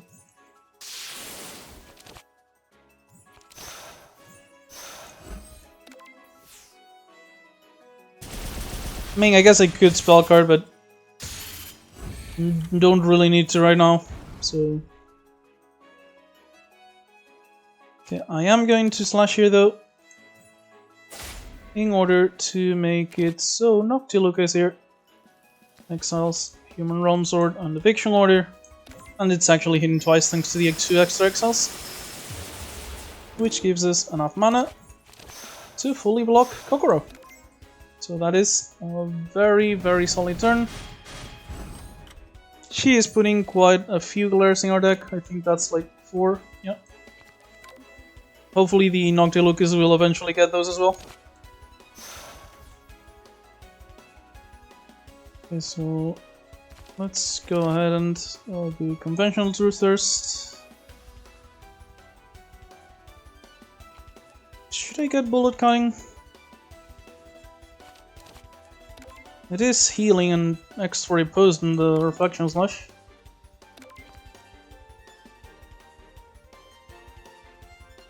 Or I could just, you know, get a normal slash, play the spell card, and just kill Youmu.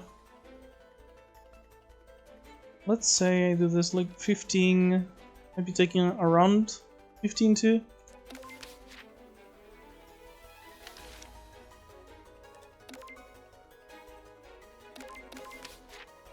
I'm facing Jujiko, so I'm definitely gonna have a spell card for her.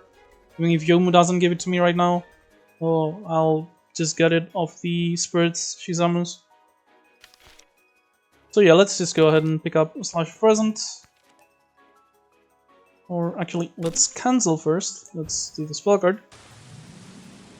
That way the Conventional Truth's Unsheath will affect the slashes from the spell card as well. Good. Upgraded one. Insightful Sword. And now we just get to do Reflection, Slash, and all of our 0-cost slashes. So yeah, still had one, and didn't even need it. Yeah, we are 5 off, but you know, as soon as we find, as soon as we kill one of Jujiko spirits, we'll have the spell card if we need it. Peaked Cap is absolutely great. Just one more card during the draw step of return. Very, very solid. Lets us get to our deck a lot faster too. Not interested in any of the lock-on stuff or the entrenched body, even if it is upgraded. So this is an easy skip. And we'll just go ahead and go for Jujiko. So this is either Slash or Conventional Truth. Still haven't found a second copy of this anyway, so I feel like this is just Slash here. Yeah, let's just go for Slash of Departure here. Plus, against Jujiko specifically, the upgrade is probably going to be valuable. Since we're probably going to be playing quite a few slashes in the end.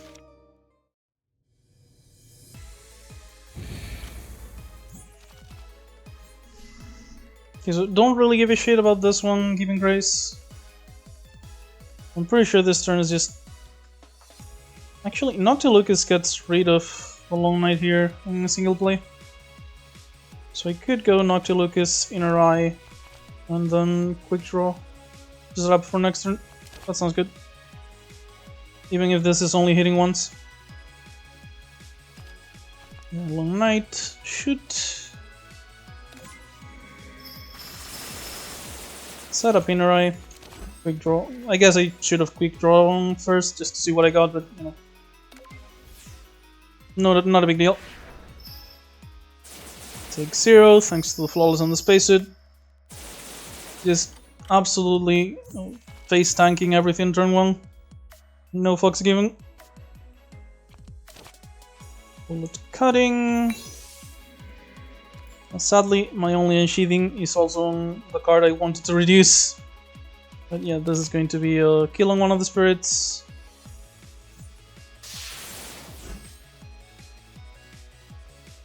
I'm gonna get the Spider Lily mana, so I can just kill with this. And be more efficient with my damage. Flash of Present here. Counter Signaling. And the Boundary. And Jujiko is going to take some repose damage. Still applies the Law of Death to us though, so we're now on a timer. Law of Mortality. Quick Draw here. Yeah, we don't even have any Slashes of Presence, so Quick Draw here is absolutely great.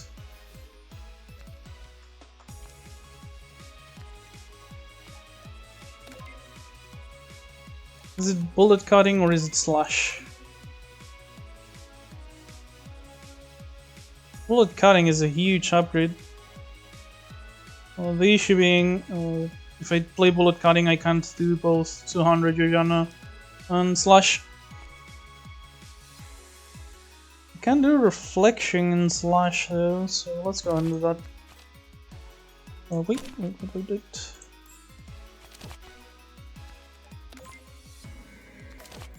So yeah, this... Oh no, I can't. I misplayed. I'm still gonna have one green that I'm not using for anything.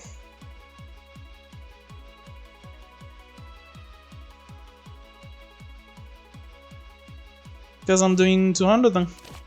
Not playing Slash of Departure this turn.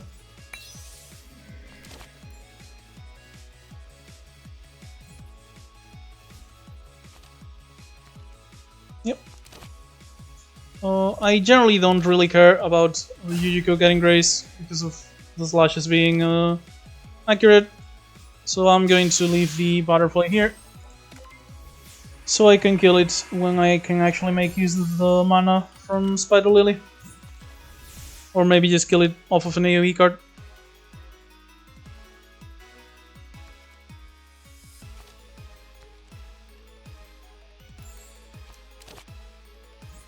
Or, you know, off of a normal attack. So that mana is not wasted. Let's go ahead and do the slash first. So the quick draw generates another. I think I should have played the insightful before quick draw, yeah.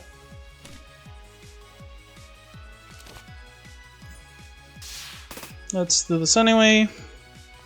And now Noctiluke gets rid of 2 of our bad cards and hits for 28. And we save up these lashes. I'm accumulating a lot of reposts, so I feel like I'm just going to let her hit me at this point. Like, I'm barely gonna bother blocking. This is free repost though, even if I'm not aware of a block. Okay, so unsheathing here is going to reduce the reflection slash, which means I can freely play both of these. Present Moon Slash. And play the reflection anyway, while still having one more slasher present. Yeah, sequencing is like pretty much the one skill you need to play White Youmu. Basically, so you properly sequence how you do your unsheathing, your slash generation, etc. So let's go ahead and get to 200 Yuriana here. This is going to leave us with enough mana for the slasher departure, because this is going to unsheath. And I just play all of my slashes before departure for the extra exiles dealing extra damage.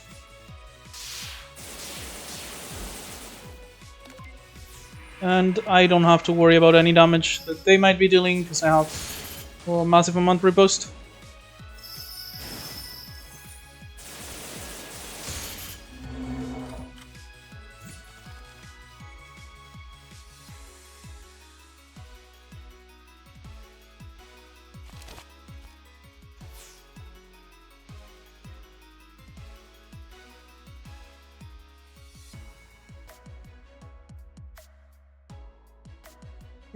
Okay, so kinda like this is 6 mana, so I have enough, even if I kind of wasted here. So I am going to slash before reducing it at all.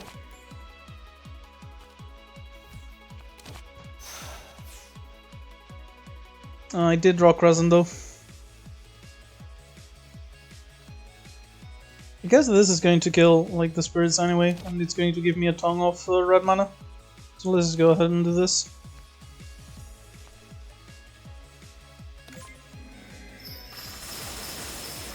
And it is also accurate for reference. Yeah, this is kinda free-ish.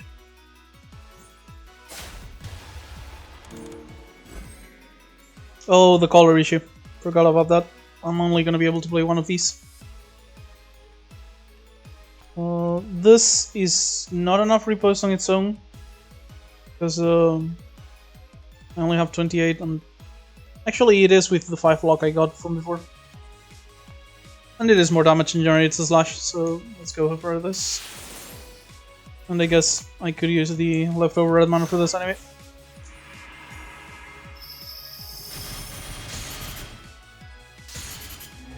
And repost, dealing a lot of damage. And this should be, yeah, not even going to bother with anything else, just slash out departure. 90 damage, Yuriko's gone. And we took like 20 damage in the entire combat. So we're in a great position at this point. Okay, so Ice Scale might be interesting, but we don't have that many abilities, do we? Yeah, no, we just have the Inner Eye. And the thing is, this is a pretty good defensive card, and we have a few upgrades already, along with the bullet cutting, giving us more upgrades. So the Miko is going to be great.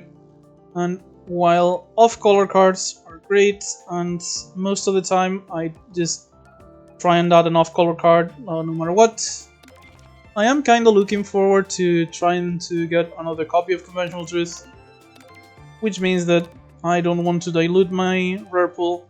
So I think I'm actually just going to pick up the Miko custom here. Mixture of, you know, white mana being interesting for us, and not like the effect being good, and not wanting to dilute the rare pool here.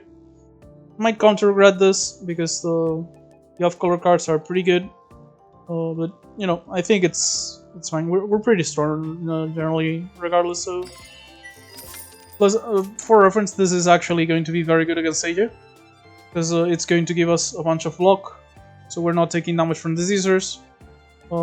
Because a lot of our defense comes from the inner eye gaining as riposte, and the scissors are going to ignore riposte. So it is good against Seiya. Okay, so another meditation, copy and attack.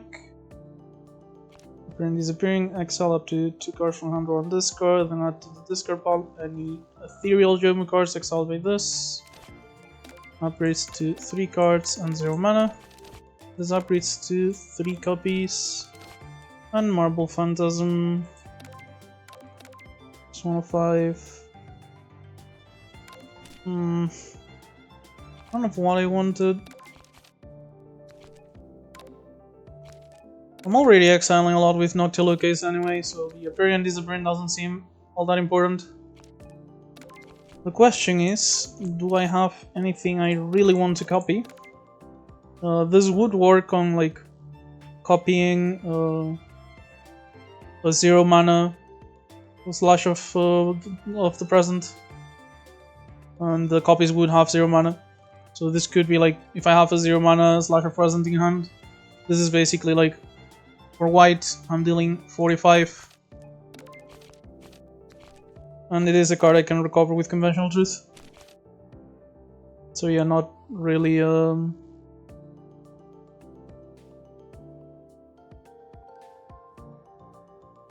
not a dead card, or even close to it really.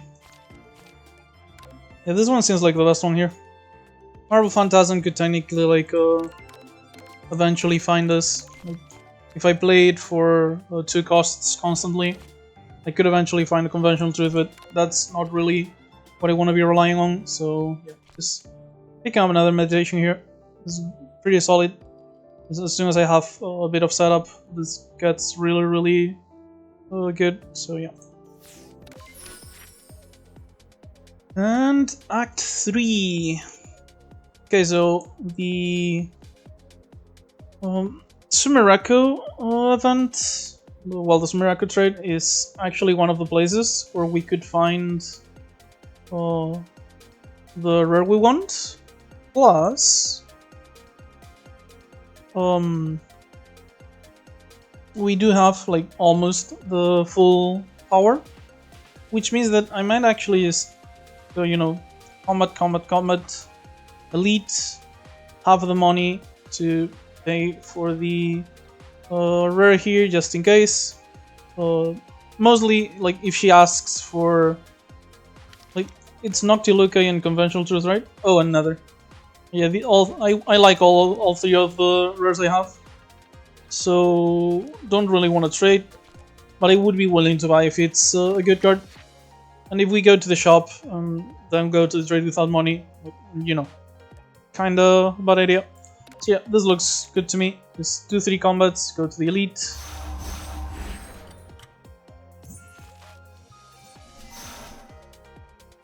Okay, so Sueko first combat.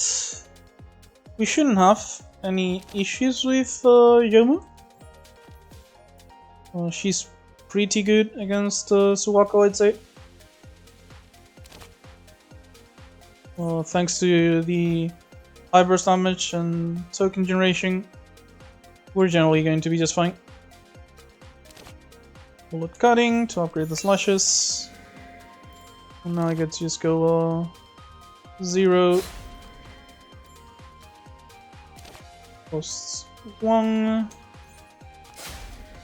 Lock on and quick draw to reduce the newly generated one. And she's already at half HP. We're not taking any damage because it's basic plus flawless. And she gets our defensive stance. Which card was this? Was it just the 2-mana block? Yeah, it's just the 2-mana block, so completely irrelevant pretty much. Which means I can go ahead and play Conventional Truth here. Get another slash. Play a white. Get 2 0-mana slashes of present. And just completely destroy Subaco here.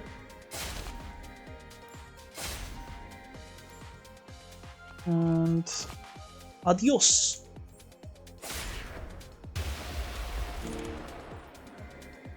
And that also means, thanks to the Spider Lily, that I have enough mana for all the cards in hand. So I can riposte here and finish off the Spirit of Wealth, since it's the one attacking us for the most damage. And there we go, we're taking no damage from the Spirit of Elegance. And the fight is basically almost over. To Lucas is going to be 46. And Insightful Sword ends it. Yeah, very easy combat.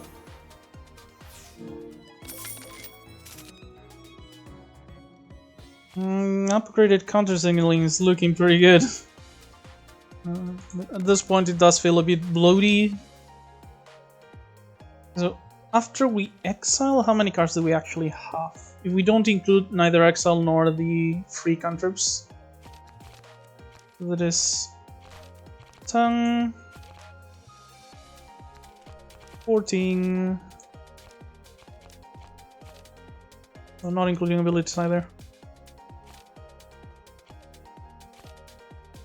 So that is 17. So that is 3 cycles basically. So every 3 turns this gets better. I mean, it is block for Seija maybe. Sure. It's good enough, I think. Because Riposte cannot be my only defensive measure against Seija. So... and I want to exile all my basics. So yeah, that sounds good to me.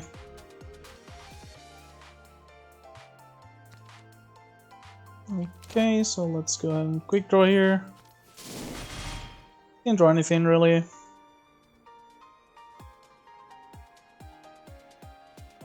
So I guess just unsheath again. Take the Grace.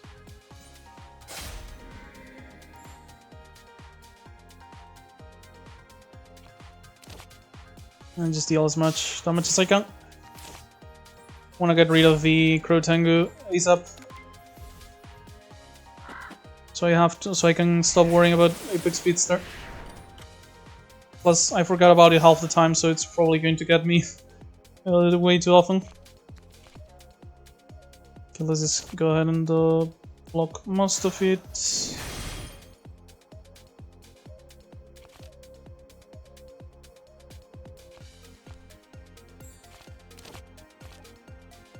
Got a slash.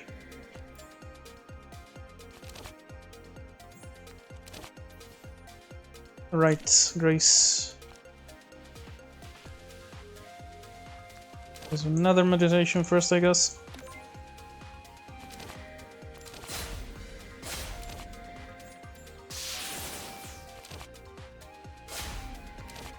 And that is the Crow Tengu down.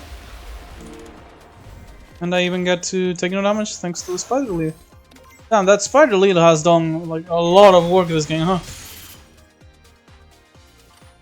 The tokens being colorless and the fact that it has helped us with our basics and stuff have both been huge.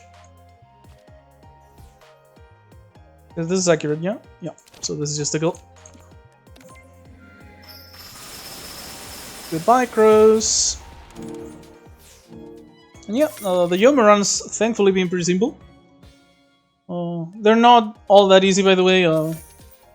I did have a couple of problems on some of my practice runs, but I have more experience with Youmu than I did with something like Touhou, where I basically made a complete fool of myself. Well, let's just get 2 love letters here. Take no damage anyway because of the flawless. But yeah, I have quite a bit more experience with Youmu, and she is quite a bit simpler. But it is not a free win to play her.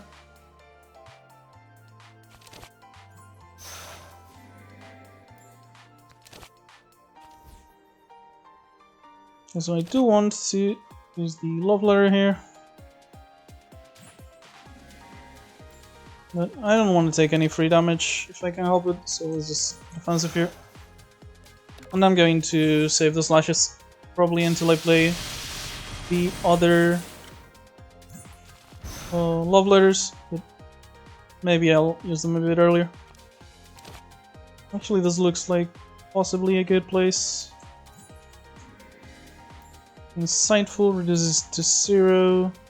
Then I upgrade all of them. Another meditation, yeah, this is going to be a lot of damage.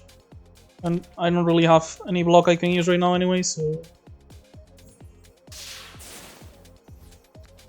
Bullet cutting upgrades. Meditation gets me a bunch of 0 cost slashes. And I guess the temporary firepower is the reason to do it now. I was thinking I don't have the reason to do it now, but the temporary firepower is certainly long. So yeah, let's go ahead and just pop them. And I will actually be taking quite a hit here. But with all the sustain we have on the spacesuit, hopefully we won't be taking all that much damage overall. Yeah, let's just love letter.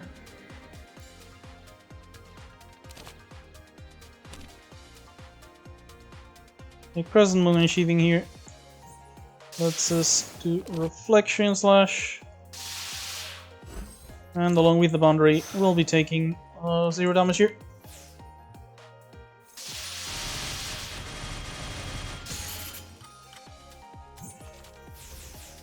And at this point, the fight is basically over. Okay, with such an extremely unupgraded hand, I'm gonna go ahead and do Slash into... Actually, I should have picked up the Nether Meditation. Didn't think about it. If I just picked this up with the reduced Slash, I could have easily just ended the fight there. But let's go with the original plan, I guess.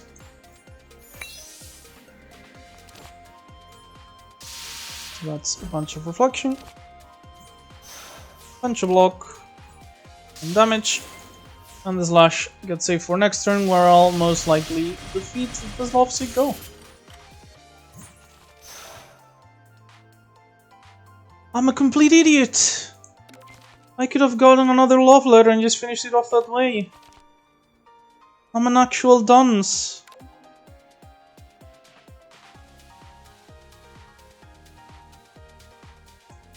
Yeah, no chance I can do it now. That sucks so much. Oh well, this is my fault.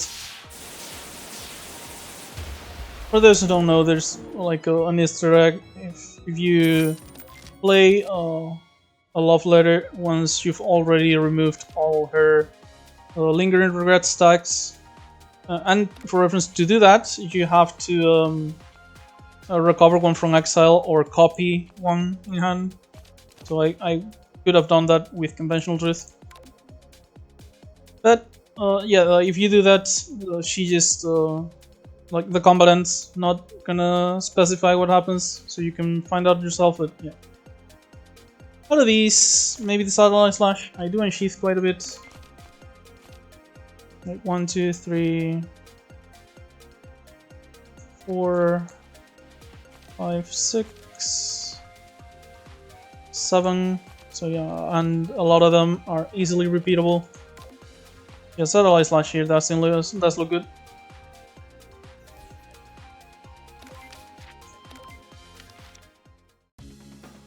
And here's Doremi Street. Because against Doremi, we do have the luxury of setting up pretty much as well, not as much as we want. Like you do have to be a bit careful, but like turn 1 and 2 are mostly free. If you can deal 100 damage on turn 3. Regardless, I'm probably gonna pop her on turn 2 regardless, but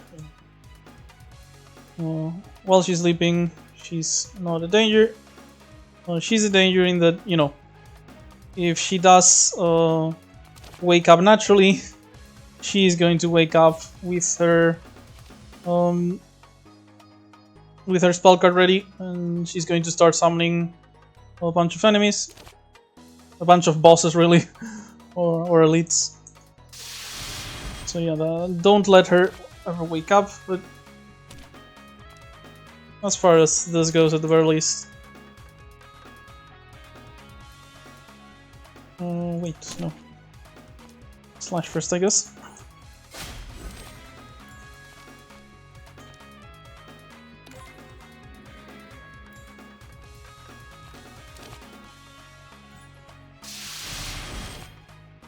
And we wake her up with this.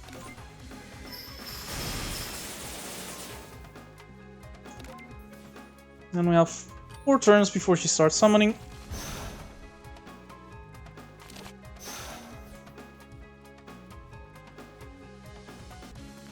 So insightful here.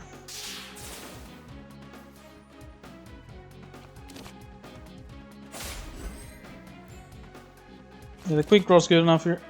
Or actually, I can go ahead and Crescent Moonslash, which lets me do these for free. And the lock-on does, like the Satellite Slash is actually pretty good with Crescent Moonslash because of the lock-on. Just repeatedly taking advantage of it. And now I get to quick draw the Satellite Slash back.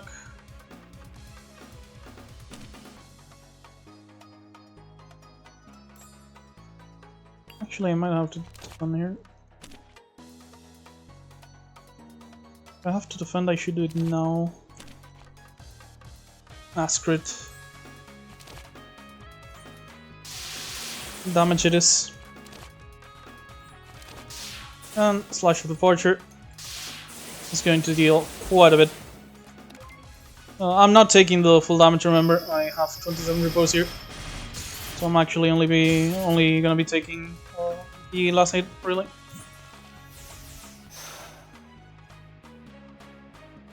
So 200 here.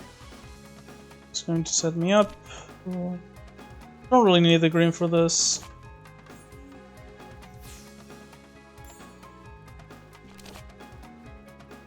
This reduces it to 0. And now I can go ahead and another meditation.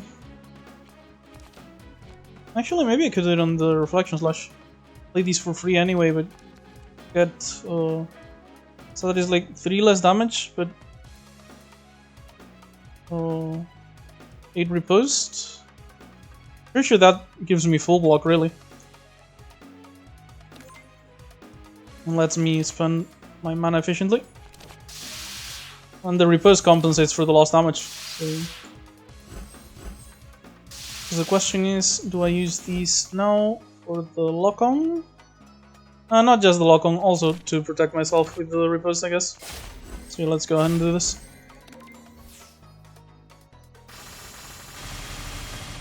Okay, actually took 0 damage from that. This is the second nightmare, I still have time.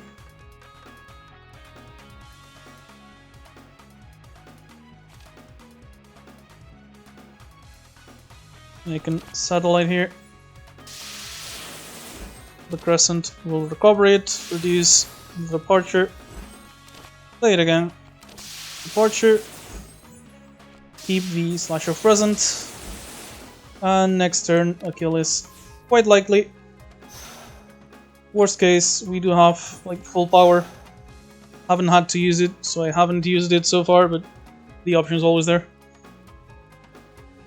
Let's open with Insightful, because we have 2 slashes. Put it that way. Quick draw makes all our slashes free now.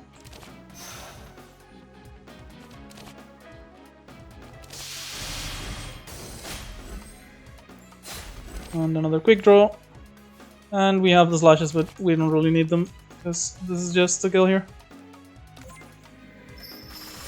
And there we go. Very easy Doremi fight. Only took a little bit of damage, but we'll eventually heal on other combats ideally. Not interested in any of these, much less unupgraded. And the tape will hopefully hit... where's the counter signaling?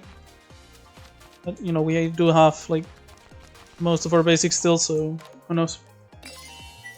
At least it hit the clean energy. And do we get the rare we wanted off of Sunreko? We do not. That's a shame. The Apotheosis and the Wicked Soul both look interesting though. Who's our boss? Junko. So the firepower down would actually be quite good here.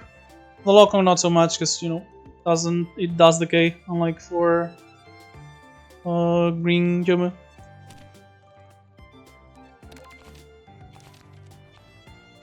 So, how many upgrades does the Apotheosis really give us? Like 1, 2, 3, 4, 5, 6, 7, plus the basics. Is it even worth it? Like, I already get a lot of the upgrades just off of bullet cutting.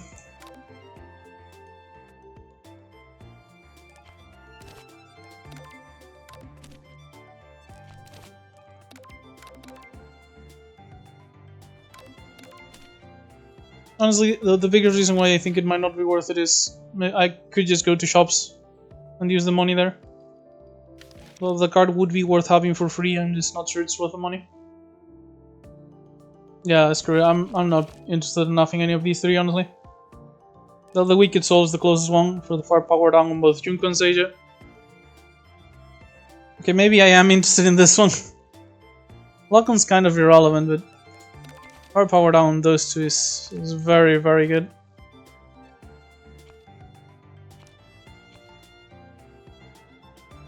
Let's just go to shops. No real need for this, I think. And since we're both very strong and sitting on full power, I'd rather go to more combats to see more cards. Okay, the yokai is rather dangerous here. The fox yokai. So I'm actually going to just spellcard this.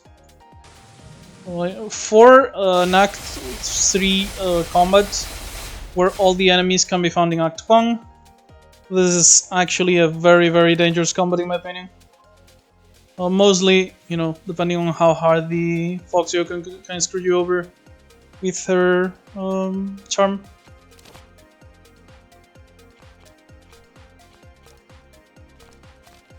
They should have opened with Noctilucas now that I think of it.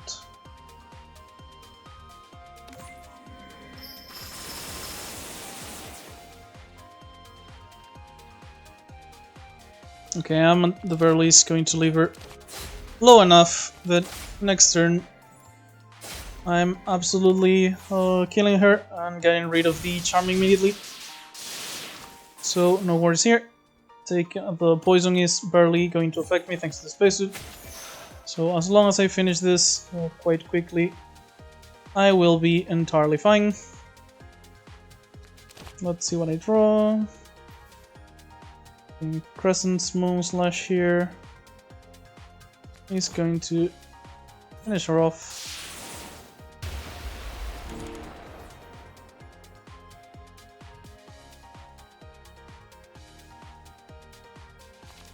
And let's just... I can't finish the combat right now, so the poison is really the biggest threat they can present. Which means I'd rather just, you know, set up for other turns rather than try and kill them now. However, do I spend them? Yeah, no. Let's just... Do I spend the last one? Is the actual question. And I think I don't, because the unsheathing will make it free, and I'm pretty much close to guaranteed to draw and sheathing. Yeah, I drew several of them.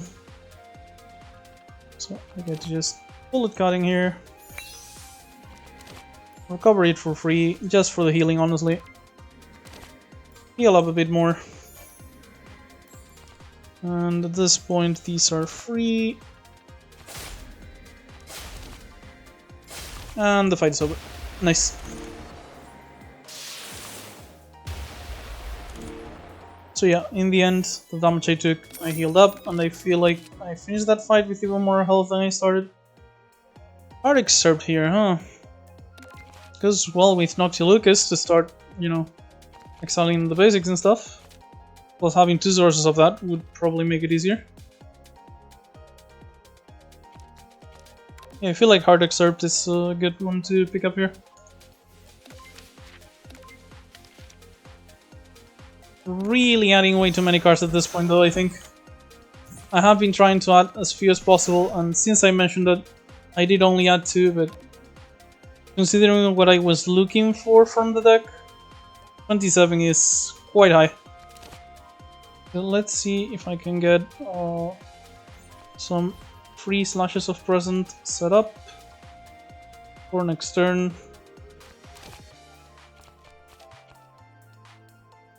Since I'm going to be getting hit for 10 times 3 twice.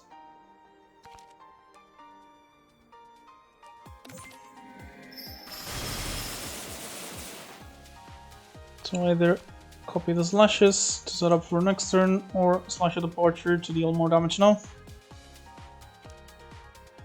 And I feel like the setup's better.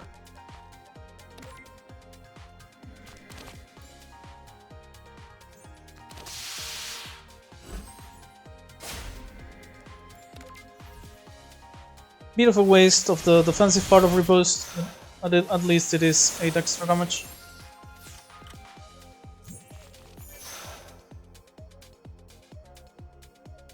Okay, so this looks good enough damage-wise at the very least. Here, Unsheath gets that back, and oh, that was a mistake. This one killed. I wasted the other Slash. At the very least, however, we get to do both of our defense cards because we did get the mana from the Spider Lily, which has been quite a huge constant in this run. So yeah, the Spider Lily has been absolutely huge.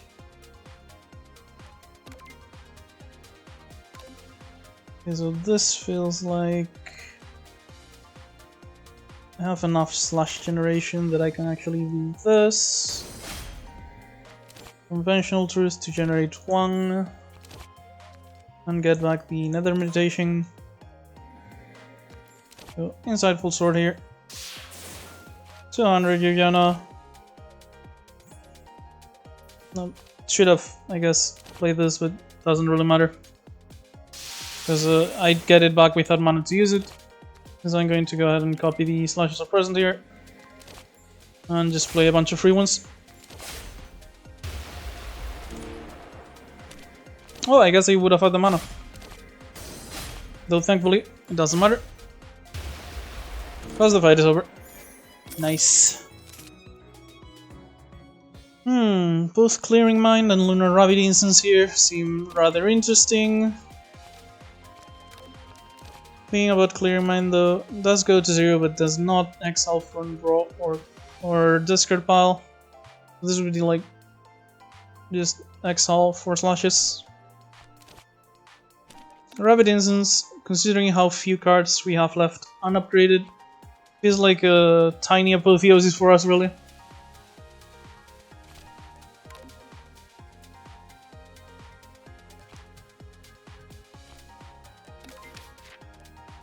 And honestly, at this gap, unlikely to upgrade, so maybe that's what I upgrade, yeah. Since apparently we can't find the the second copy we wanted of or conventional truth.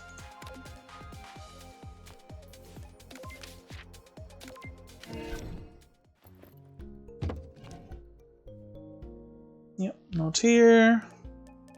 Not here.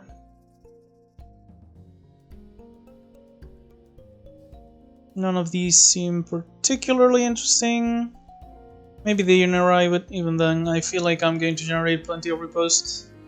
And the actual problem I'm gonna have with the bosses is the passives they have, or the mana thing for Junko, and the scissors for Seiya. So for now, let's just go ahead and remove some basics. I guess I'll get the Tumbling here. Vulnerable is going to be rather useful against both bosses. Just play it as soon as I get it, and it's gonna be a ton of damage against them.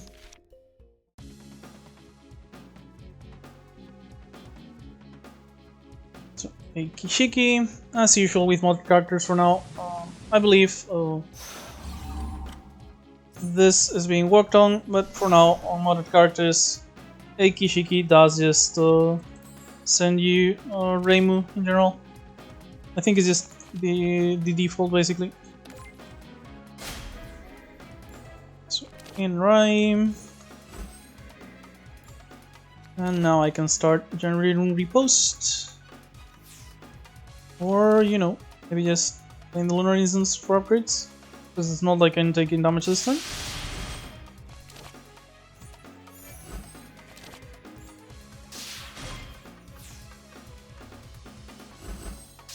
Oh, the slashes can take up the upgrades from the instance, huh? I didn't think about that.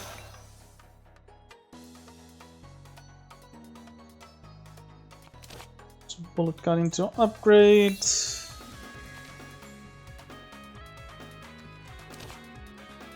Let's get rid of this thing.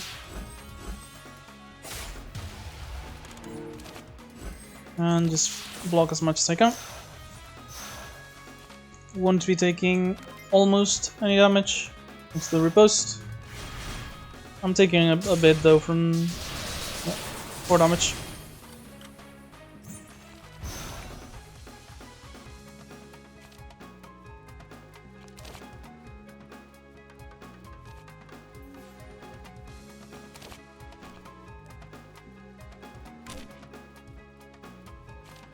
Actually, the upgrade here is rather valuable. That's gonna make it so the unsheathing I just did actually reduces this. So in a way, this is actually free, as you can see. Satellite slash here, and the second satellite will actually kill it. So I can just go for Eiki. Eiki tends to scale a little bit faster than Reimu, so I'm just gonna start on Eiki.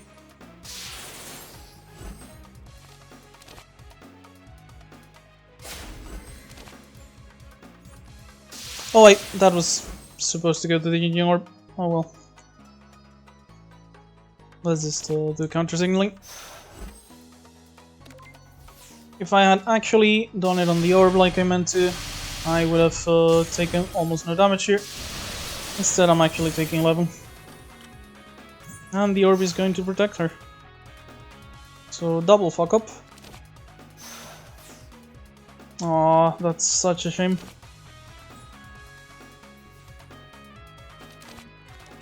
Guess I'll at least set up a few slashes and block, and next turn we can do a lot of damage.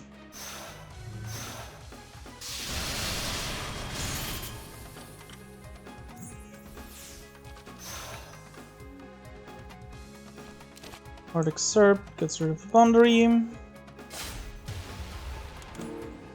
and we just get our damage out really. Nothing really much more complicated than that.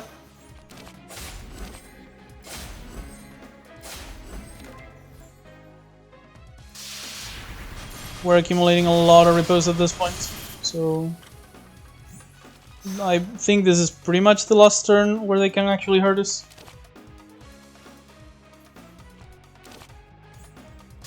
And if I get rid of Fakey now, not even that. And it does look like I might be able to.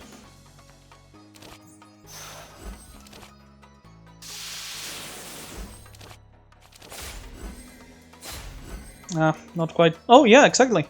I thought it would be close, but I actually got exact damage here. And at this point, there's no shot. Reimu is the problem. Like, we beat her in Act 1. There's no chance we don't beat her in Act 3.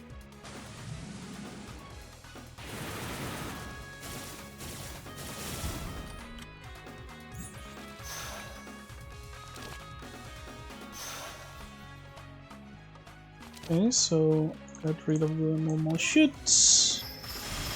And 200 here is going to make a slash and unsheath both of these, which gets us quite a bit of lock-on and damage from the satellite slash. Well, I guess part of the lock-on got eaten by the amulet, so never mind.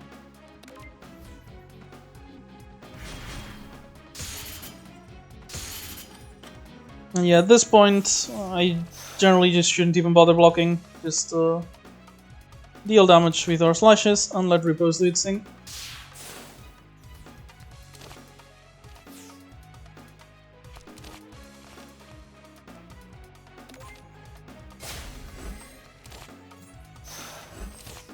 Well, I did that because it generates Repost, but if I'm not using it, I guess I shouldn't have actually done it.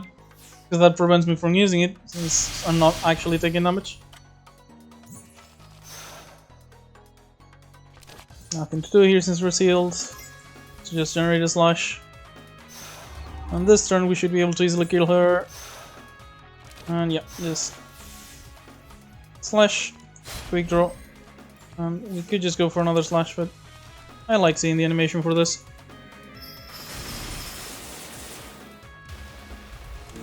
And there we go.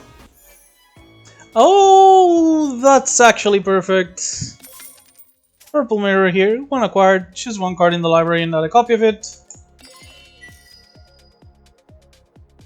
We go ahead and copy our conventional truth. And we have infinite slashes. And pre-upgraded, I am going to pick up the quick draw. 3 is gonna be my limit though. I don't wanna have way too many when I get to Seija. 3 is already pushing it really, but I do like the card a lot.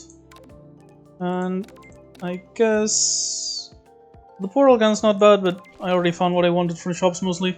I'm just gonna go for removals now. And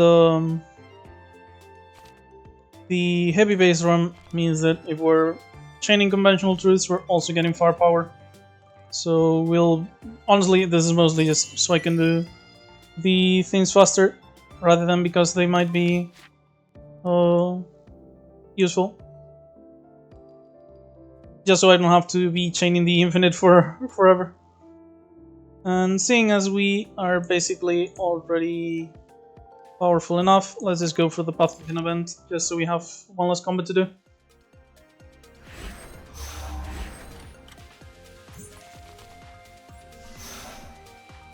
Bullet cutting here.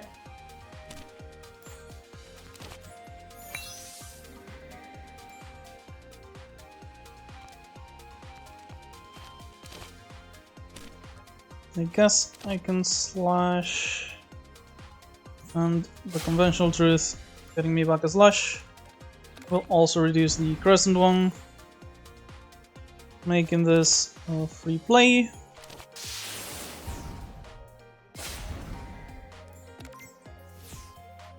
I'm not worried at all about them doing damage or getting stronger, but if Suwaku lives a lot, I might eventually get screwed just out of bad luck. So definitely gonna be my priority here. Let's go ahead and copy the satellite slash, just so I have something to do right now. Hard excerpt for damage. I guess I'll just eliminate the shoot. And slash her 3 times. Could have done the tambourine, but I don't feel like I need to. This damage is like mostly irrelevant. I'm gonna heal most of it off of the soy sauce bottle. Which one was Crescent Moon? Oh, yeah, that's right.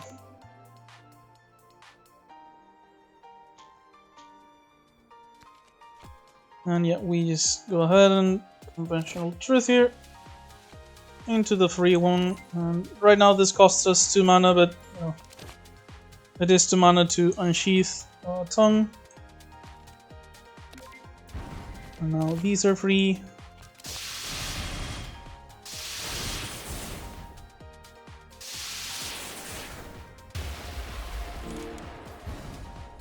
So technically not an infinite until these are both upgraded, but already very good. And let's just focus the Tanuki that turned into Kanako, so we can finish the combat faster. And Slash of Departure here just does it. Perfect. So yeah, that infinite, by the way, doesn't actually win against Seiya because of the scissors, but it should at the very least help us get everything set up. Because I know what I said about not adding more cards, but this is card draw, which is something I've been asking for quite a lot.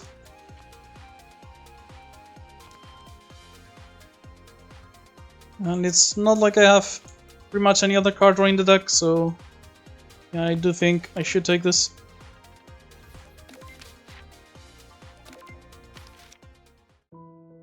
Not interested in this event, I'm pretty sure. Any colored costs that might be relevant here? No, not really. Would just be mana cheating. No, nothing that actually meaningfully changes what I do.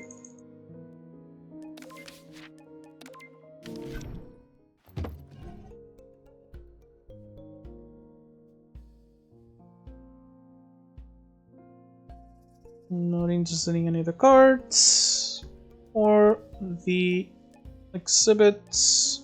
Closest thing would be like the beer, just for a lot of burst damage, but it's whatever. So the actual question is, do I remove or do I upgrade one of the truths so I can upgrade the other one before Junko? And considering Junko does die to the conventional truth combo, I'm gonna go ahead and set it up for her.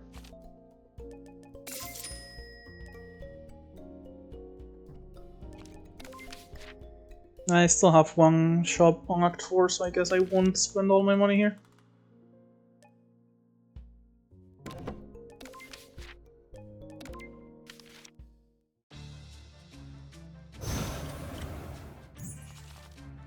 Okay, so between the fairies and Junko herself, there's basically no and obviously Clumpys, there's basically no shot that I don't get back my spell card for Act 4, so I'm actually just gonna go ahead and play it now.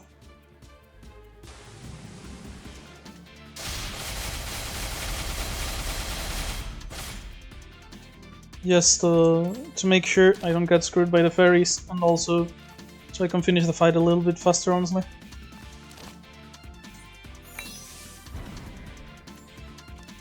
There's some Moonslash. That's these all to 0. And I play them first so that this generates a new one. But that one's staying in hand because I'm playing the Departure one. And Clumpys has already lost half her HP. Or well, 100 HP plus 100 barrier, but close enough.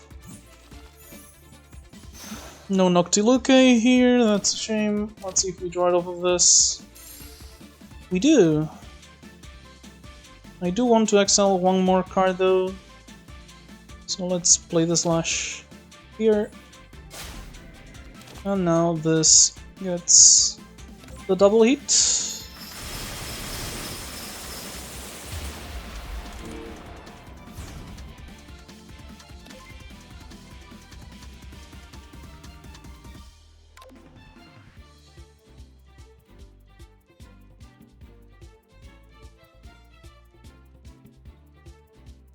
And I guess I'll just go ahead and play my blocks. Set up inner eye. Got the counter signalings and riposts.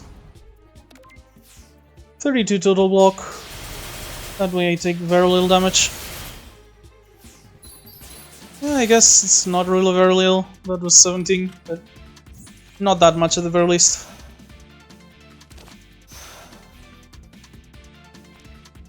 Okay, so this could give me quite a huge combo here. Let's go ahead and focus on killing the ads so far.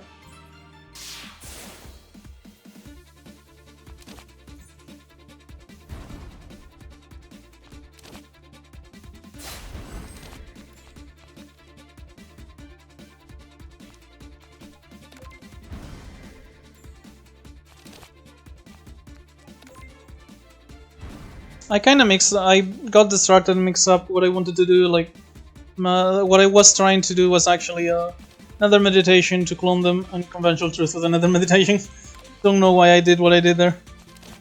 The idea was having 2 nether meditations to actually deal a ton of damage to them. But I guess I got distracted or something.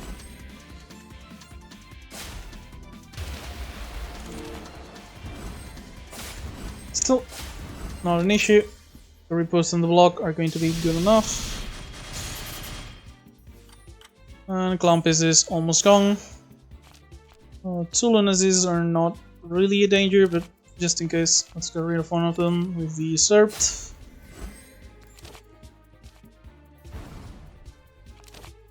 Luna Rabbit and just play my hand.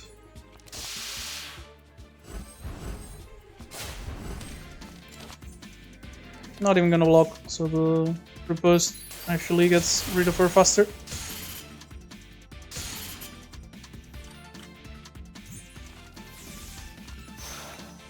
And just, you know, for the free power from the fairies, I am going to wait a singular turn to kill her.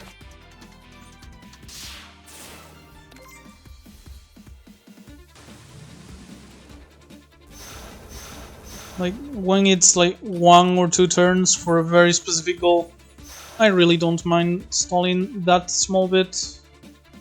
And I even get to heal up for 4 as well. And there goes Clumpies. And there goes the elite. Yeah, that was like 30 power, I think, so absolutely worth it. None of them are really that interesting, so we move on.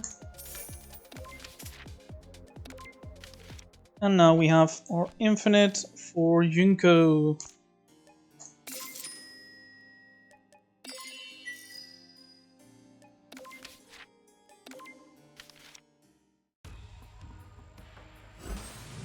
So we just play the first copy whenever we find it, and then the next one we'll get the original and we start winning game. Here it is, in fact.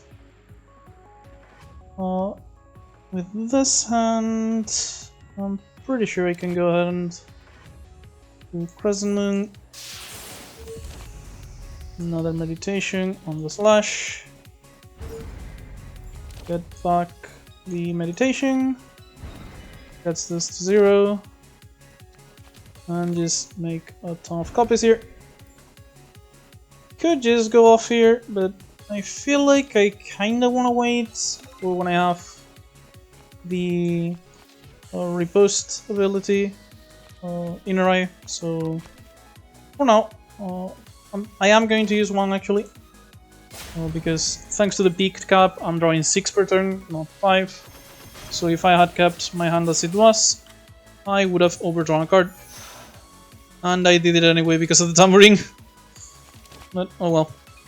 At least I do get to inner eye here. Counter signaling so I don't lose the green mana. And now I get to just make her vulnerable and go off on her.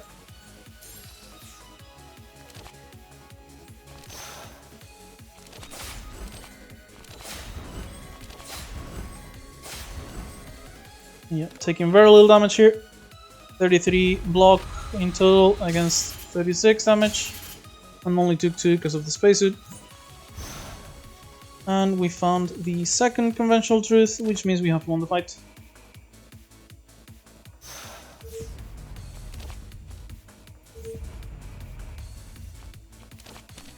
The other one's upgraded, yeah. So let's upgrade our cards in hand, just for faster comboing.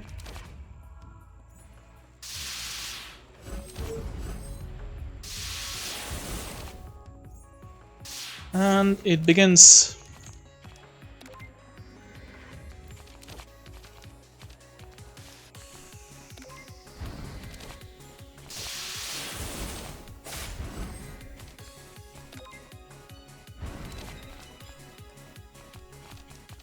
Every 2 times I do it, I get a free satellite slash, and every 3 I get a free slash of present.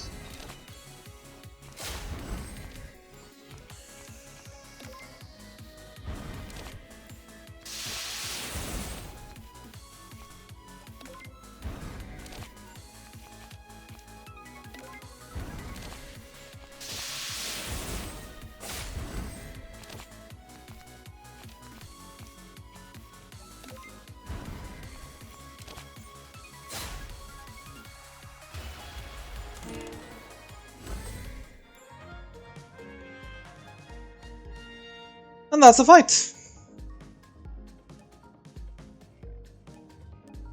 So now I guess I'm probably just picking out philosophers here. Or maybe we can save some for mana on Seiya if we have to. And honestly, like these two adding misfortunes to our deck, I don't really like, and I don't need the double mana from the Lunar Soil. And I don't think I need the 3 exhibits from the treasure box. Not to mention, if Seiya has the cup early, the exhibits are not going to do anything anyway. Yeah, just Philosopher's Stone is the least negative one.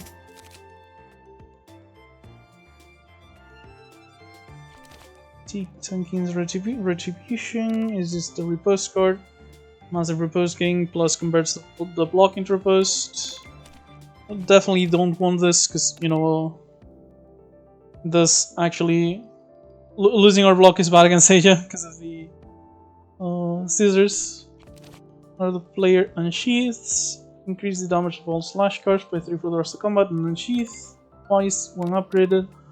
This is good just by virtue of making our infinite combo go a lot faster, which might mean we actually get to play it against Seiya.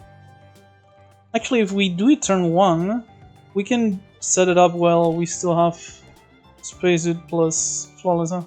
I should remember that. And Marble Phantasm could be interesting, but I feel like this letting us just chain our slashes for a lot more damage once we've gone off. Plus, if we do this on, like, if we do the infinite on turn 1, thanks to that, divine, and we have Divine Suffering. I mean, I guess that's unlikely because we need 3 very specific cards in hand turn 1. But if we do, we can just make all our slashes deal as much damage as we want, and just destroy phase 2 and 3 of Seiya without issues. So yeah, I'm definitely picking this one up. And on the shop, we'll remove another useless card. Sadly, the Devour history is no longer relevant. Even if we remove something on the Seiya, it's not going to change anything. So yeah, there's removal. The defenses at least let us block. The shoots are just pretty much entirely worthless. And the Clean Energy is a card that just gives us free block against Seiya, so I'm picking this up. And I'd pick up the Flashlight, except... oh, I'm 1 off anyway. But I was about to say... I wanted to save money for an upgrade anyway. And here we're going to be upgrading one of these 2. I guess the instance. And we get to fight Seiya now. So yeah, our two plans are basically just a bunch of value of our good cards, along with, you know, inner eye for riposte, Sovereign for the damage. Yeah, we had actually both of the things we were looking for. Issue being, because of Long Night, we can't actually play both of them. So which one do I actually play? If I go infinite, the riposte is not useful against the scissors. Meanwhile, the severing does allow me to set up for future turns. However, the inner eye might get me to survive the damage from the attack. They're both good, is the issue. I guess the Divine Sovereign is the most expensive one, so I should do it now that I'm safe, I guess. Yeah, let's go with this, honestly. It's not like this turn I'm gonna have any issues, so... And let's save up some slashes.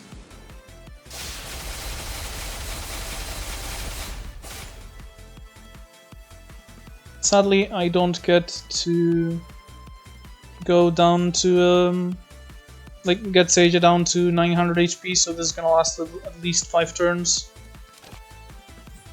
But I don't think it should last any longer than that. 5 turns seems about the limit of what she'll last against us. Hopefully I'm right. So easy quick draw. And just, I guess bullet cutting here. No, let's unsheath once more. Because I want a bullet cutting once I draw off of a Spring Wind. Since that allows me to upgrade a couple extra cards. Or I guess just one extra card.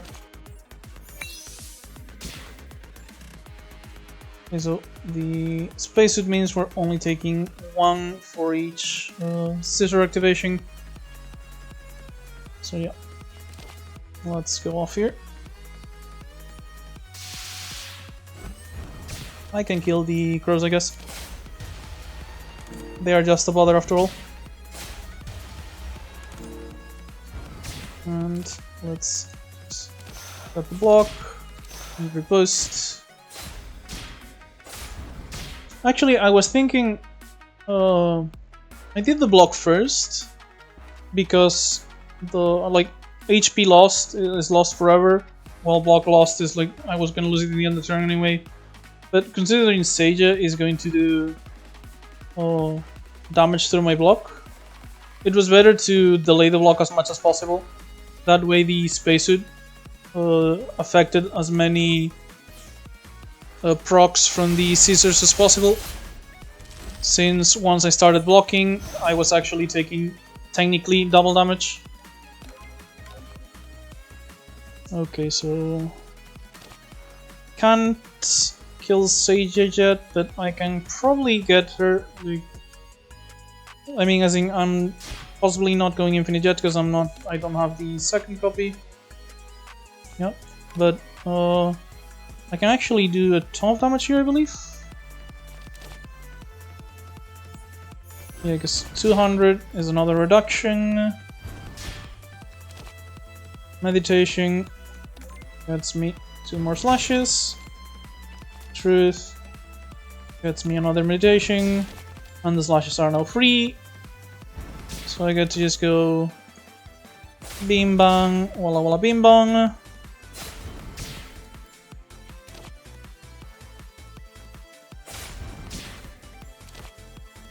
And this gets me enough temporary firepower that this is not one shot through the Rock Hard debuff.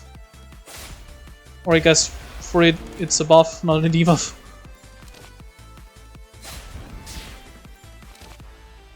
And let me just accumulate repose now. So I did get her below 600, so I might actually be able to get this done on turn 5. It depends. She did get the cup now though, so I'm losing these next turn. What am I actually losing? Spacesuit plus picked cup, basically. And the drum, actually. Okay, I did get the other conventional truth. So now it's just time to deal as much damage as possible to her.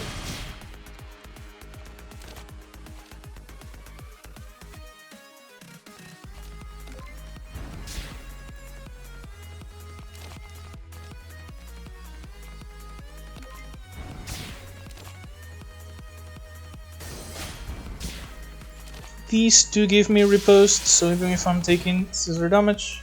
Wait, no, they don't. I still haven't set that up, actually. Huh, fuck.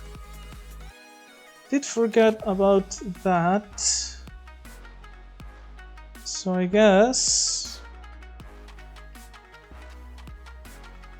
I should get this done quite soon. And not take too much more damage. So she's dealing 48. So at this point I really just shouldn't take any more. Oh, I'm going to block for 13, I guess. So I'll have to let the conventional truth go now. And as I mentioned before, it's better to block last. So let's go ahead and do this. I don't want a hard excerpt because it's a forced exile, so let's just exile it. Get rid of those two. And I do at the very least want to get her below 300.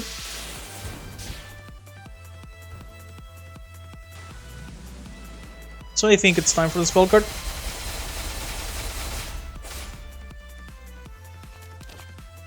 And there we go. Yeah, she's gonna do 48, but I'm going to block 13 plus the riposte. And I have 2 slashes of present. Actually, seeing I have Slasher Departure and Charge Tambourine here, I'm not gonna need to, like, go any harder than this. So let's just pick up another slash.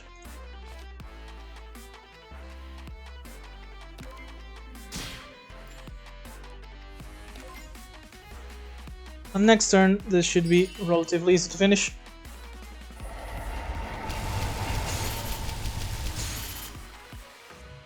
And we go down to 16.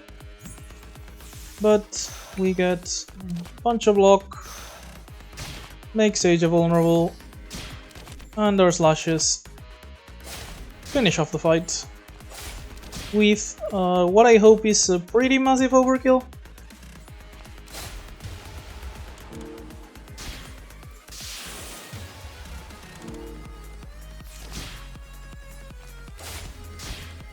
$225 against 12 HP. I'd say that works. Actually only did 28 because of the damage cap, but whatever. That is Lunatic 7, perfect resolution, Youmu Kompaku on the slash build, and we have done it. But I missed having success on the first attempt after the brain melting experience that Touhou was. But yeah, there you go. Found pretty easy Infinite in the end. Like, it's 2 specific rares, which isn't easy, but it is like on color. And as you saw, we just found one of them and copied the other with the mirror. Like, if you go to a ton of shops, the mirror is not that hard to find and stuff. Let's look at it from the history.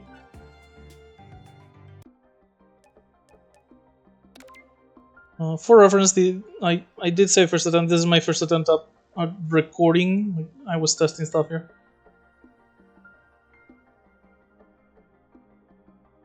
So yeah, purple mirror into the where is it? I missed it.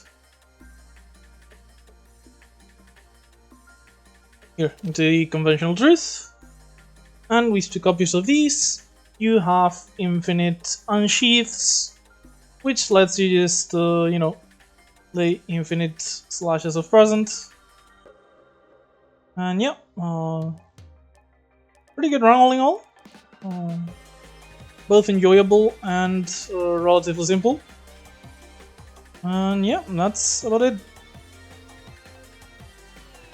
I hope you enjoyed. I'll probably go back to a couple of vanilla character runs. If you have any preference, just leave me a comment. Although I'll most likely play at the very least one Chirno run. I'm really feeling up to it. But you know, any other characters you might want to see, let me know. And if you want to see like any specific modded characters, that's also cool as well. I might take a bit to get to them, but yeah, my idea so far is going to be like very likely gonna do like a Chirno run, kinda like really want to do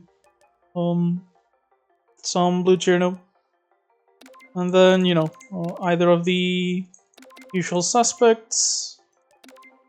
And yeah, after a couple of more vanilla runs, I'll probably come back to Pachi, Utsuho, and Youmu and do the other sets. So the sign for Pachi, red Utsuho, like the heat one, and lock on Youmu. So yeah, I hope you enjoyed the video and hope you had a good time. This one was actually 2.5 hours, so not a bad run. Was lengthwise, definitely you know, shorter than the early on over-explained videos. And yeah, that's about it. See you next time. Bye bye.